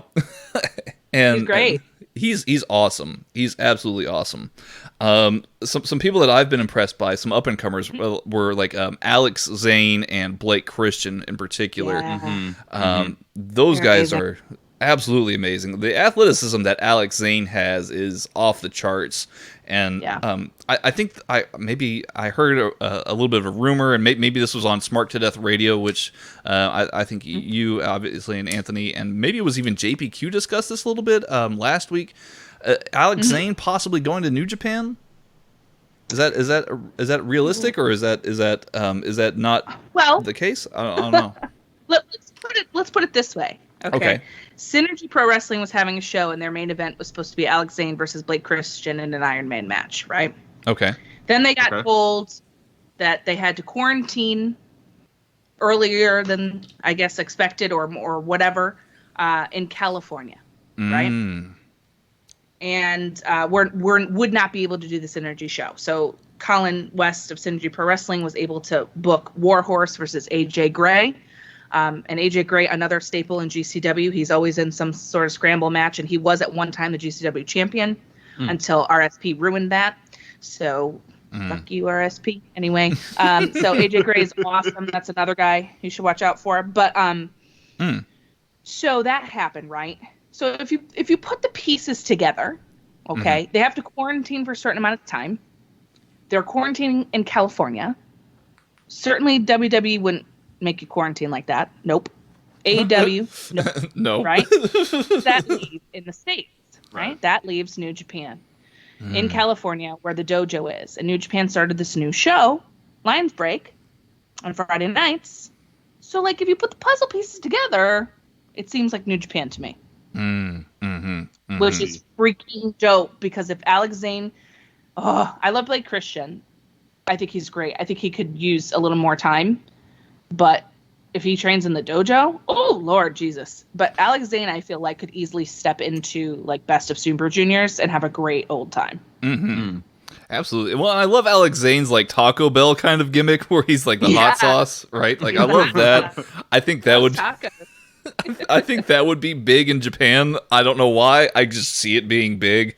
But so it's also him and Blake Christian, possibly. Rumor has it, or putting the pieces together. Both, yeah. Wow. Both of them are asked to quarantine. So my assumption would be, based off all those context clues, is that they would be doing Lions Break for New Japan. Well, fingers crossed here. I hope you're right, fingers Queen. crossed. Yeah, seriously. I hope I'm right too, because I think that's awesome. And now, Alex Zane did some stuff in Japan before COVID hit. I had the pleasure of speaking with him on Tiffany from All Elite Pod's Indie Talks podcast. And we were chatting while he was in Japan, and had Taco Bell in Japan, and was explaining all of that and how that works and how it's different than here. And he's a really cool guy, and he's got a lot of potential, and he had a great time in New Japan when he was there. So I'm not surprised. Put it that way. Side tangent here. Taco Bell different in Japan. I mean, better quality, perhaps. I think he was very intrigued by the options, if I remember correctly. Like they were the same but different. They have different things in Japan that they don't have in the States, which is kind of normal, right? Like if you go to France, you could get different things at McDonald's than you can here. Definitely a different vibe. He said, I mean, he loves Taco Bell here, but he said he loved Taco Bell in Japan. So maybe add that to your list if you go, and I don't know. Well, I hope so. One day soon. Hopefully, a trip to Japan is on the horizon. That'd be killer. Oh, I know, right? So yeah, no, I mean that would be a huge get, especially for the Lions Break show that is more American based for New Japan. Obviously Blake Christian and Alex Zane both, man, that would be awesome. So fingers crossed there, Queen. Let's talk major shows. What major shows does GCW put on that are like recurring? Because it sounds to me like the backyard thing from when I'm scrolling through Fight, it looks like there's always the recurring shows like the Backyard Show, Bloodsport with their partnership with Josh Barnett seems to be a recurring thing. What are the marquee shows that people should be looking out for GCW? Yeah, I mean those are two right there that are recurring, and then I would also throw in Joey Janela's Spring Break, which happens normally WrestleMania weekend. We were supposed to have Joey Janela's Spring Break Part 4. Obviously that didn't happen, but those are kind of the ones that you'll see every year. They will have similar shows in terms of like timing throughout the year, but what they're called or how they'll be done and where they'll be done will be slightly different. Gotcha. You can expect a lot of their shows in Jersey, of course, their home base, but also they do a lot of shows in Philadelphia. They've done stuff in Chicago. All Out Weekend, they did 2 Cup stuffed, with BLP.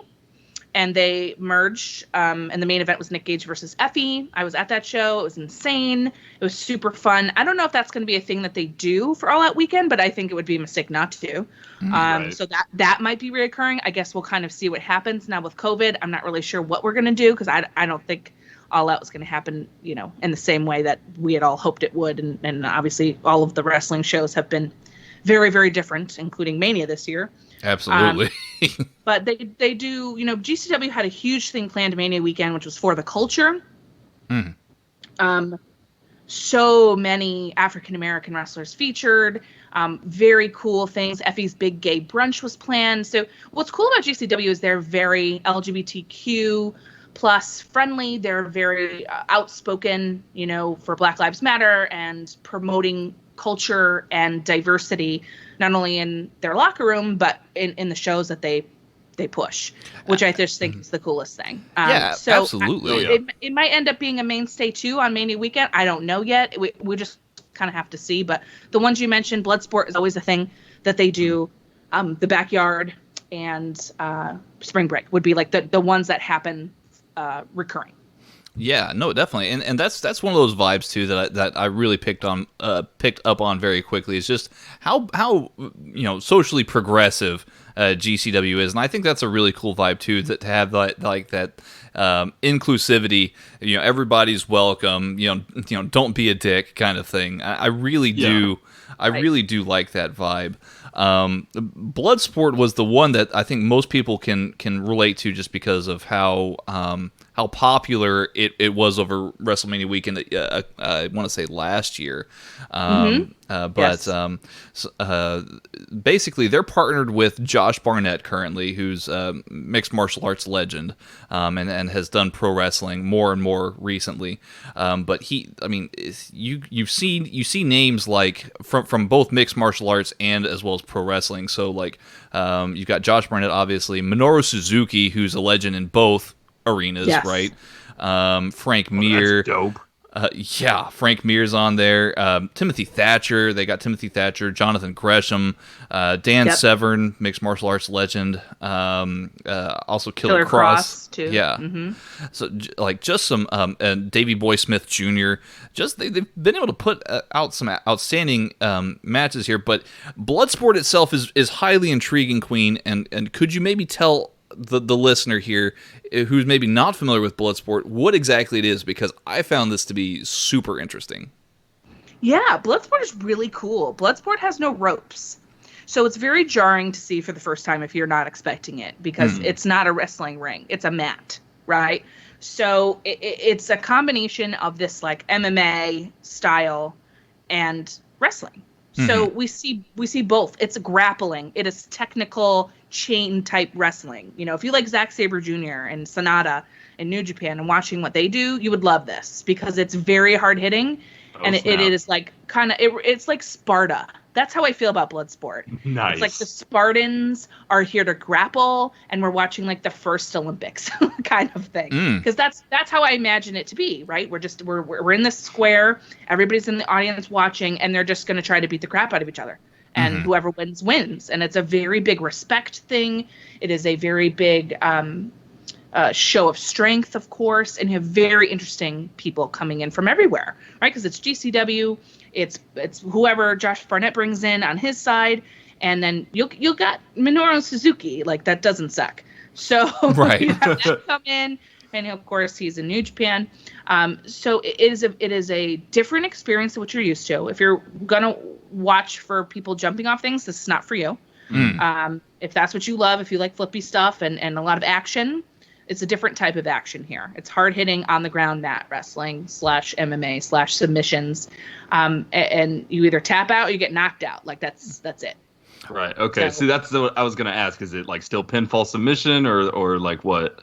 It's knockout or you tap out. That's it. Fair enough. Either you can't go on anymore or that's it. Hey, I respect that. Right. It's very hard hitting and super fun. And both of them I recommend you go back and watch because they're very different, but very cool at the same time. Right. And we're absolutely going to do that because we need to recover something from next weekend because of the Extreme Rules pay-per-view. I feel like we need to actually inject some some more violence into whatever Extreme Rules is going to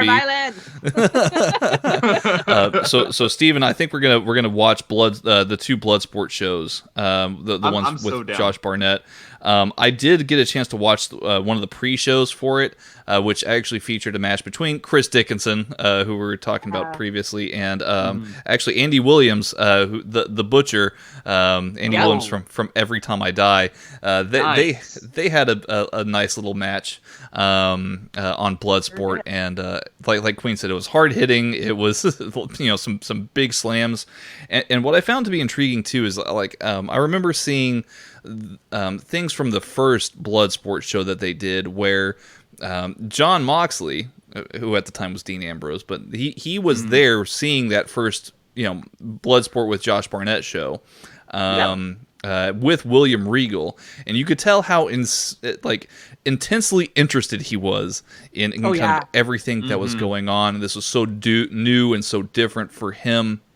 And Moxley was originally slated to do a match with Josh Barnett at Bloodsport pre-COVID. So sad. The we'll interesting, get it eventually. Well, and that's the thing I kind of wanted to close out with is there is some hope in that Josh Barnett was on the Joe Rogan Experience podcast. Which has a huge audience, obviously, and he was directly name dropping GCW. He wants to do another Bloodsport show. He was talking about New Japan as well, but he directly name dropped GCW and said, let's do another Bloodsport and try and do this. Obviously, with Moxley's situation, fingers crossed, everything's good there. Hopefully that does become a thing that they can do here relatively soon. Queen, we'll leave off with this here. If you're getting into GCW, you want to check out a show, maybe purchase a show or two off of Fight TV. I personally have. I highly recommend it. But what shows or matches should people who want to break into GCW? What are some must-sees for you? Oh boy. Okay. So I'm going to say that I'm going to pull up my purchase history for GCW so I can tell you what I think. The World On Part 2 was their first show back post-COVID. I think that's worth the watch because they kind of set the standard for indie wrestling scene in terms of taking care of sanitation and social distancing and all that stuff. And there's some great matches in here. I would also say that you should go back to, let's see, the first World On was great. What was the one? Acid Cup Part 2, which was the last show before COVID shut down. That Jimmy Lloyd, who's someone we didn't talk about, but he's a mainstay. He's a different boy, Jimmy Lloyd, at GCW, versus Joey Janela in a social distancing match. That's worth it alone. That's worth it alone to watch. That sounds amazing. Yep. If you like Japanese stuff and you're into it, Return to Japan from February. GCW, excellent show. Lots of blood, lots of craziness. So they had a huge little stint in Japan. So those shows were great. And I'm trying to find the one. Take a Picture. That's the one I was looking for. So Take a Picture. 6 months ago, it was in your neck of the woods in Texas. It was one of the best GCW shows I've ever seen. And then the one I went to, which was I Can't Feel My Face. So those would be some recommendations I would give you. If you're looking for death matches, and that's what you really want, check the Backyard ones out, and then check out Nick Gage's Invitational. If you want some blood and you want some weed whackers and some crazy light tube shit, check that out. Right on. Fair enough. Well, I think you definitely piqued Steven's interest, and I'm sure he and Chase will be watching those shows for sure. But yeah, no, I sincerely appreciate you for coming on. I know you've had a very long evening staying up to watch New Japan. definitely get some rest, Queen. But big things are happening around Queen's Court right now, and just everything Queen of NE. Congrats on your new partnership, obviously with WrestleJoy. Talk to us a little bit about that, and where can the people find you, Queen? Well, boys, you're the best. Thanks so much for having me today in my punch-drunk state, such as it is. But thank you so much for having me. So you can find me at the Queen of NE on Twitter. Queen's Court is every single Wednesday on Smart to Death Radio. I used to be partners with JBQ, but he left me. So we'll just not say hashtag Queen of Pop Connection Wednesdays, but that's okay. I'll survive. And then I did start a new project with WrestleJoy. Thank you so much for the congrats. It's a beautiful project called Cup of Joy. I have a new logo that I debuted, which is a chibi form of Queen, and then I debuted the logo for Cup of Joy, and it's every Friday on WrestleJoy, WrestleJoy.com, and on my personal feed, which you can hit my link tree and Twitter and find it. It's a little piece of wrestling joy from me to you. It could be a match. It could be an interview. It could be a moment in wrestling. It could be something that I saw that I want to share. It's a short little show, nothing major, a nice commute as we're going back to work, so to speak, a nice commute little show for you to spread some joy. And definitely follow at WrestleJoy on Twitter. They have some great things going on over there. Yes, absolutely. Well, and like I said, I memean, you're also on Smart to Death Radio, obviously, with Anthony and Warren and Mags. Yes, and so all good things there for sure too. JPQ obviously recently retired. We poured one out for him last week. Yeah, buddy. But yeah, it's great stuff that's going on for you, and I'm super thrilled for you, and obviously all your hard work is paying off, and congratulations on everything going on all around you and Queen's Court and everything, and you really are the best. Obviously we wouldn't be in the position we're in without you, so sure. We thank you very much for obviously coming on today and everything that you're doing. Obviously Twitter, hit you up, Queen of NE as well. And obviously subscribe to Smart to Death and check out WrestleJoy for all of Queen's content. Thanks, pals. Yeah. For us, I mean, we already plugged our stuff earlier yesterday, which is also same episode, this is a whole Time quagmire. Yeah, I'm so confused. This episode's very strange. But yes, you can find our stuff, Headlock Talk, on Twitter at Headlock Talk. We've got our link tree there. You can hit us up for iTunes, Spotify, Google Play, Podbean, all the stuff there. Obviously, definitely check out. I think we're actually going to be uploading some new stuff to YouTube soon. So yay, good stuff. We're gonna have to, we're gonna have to renovate. We're gonna have to renovate that a little bit. I think we still got all the J-Raw stuff on there. So if you like the old J-Raw stuff, you can find some of that there. But yeah, Steven, I really can't think of anything else. I think that's it. I think it's it. I think we had a great time here. Thank you again, Queen, for coming on. This was an absolute joy and a pleasure, as always. Thank you. Thank you, boys. Also, I just want to say, I love what you guys are doing with all of your new stuff and in this different time of wrestling podcasting and trying new things. I think it's awesome, and you've put out some really dope stuff. So I'm really hoping that the people are listening. Yes, thank you. Thank you. We really appreciate that. My heart. Oh. I wish we could say that we work hard at it, but this is normally Steven and I are just like, let's eat some Chick-fil-A, let's talk some stuff, and then here's some ideas. Okay, let's put it together. That's funny. Let's talk about that. Yeah, it's really like a boiler room session. We do work hard, ladies and gentlemen. No lie, but yeah, it's a lot of fun, and we sincerely appreciate you, Queen. Thank you so much for coming on. Get some rest, because I think we all need it this weekend. Yeah, buddy. Gonna take a nap. We're gonna be good. It's okay. Right. It's worth it for New Japan. Yes. It's true. It's true. New Japan is fine, everybody. New Japan is fine. y'all take care out there. Be safe. Know that we love you. Hit that subscribe button wherever you listen to podcasts, be it iTunes, Spotify, Google Play, or anywhere else.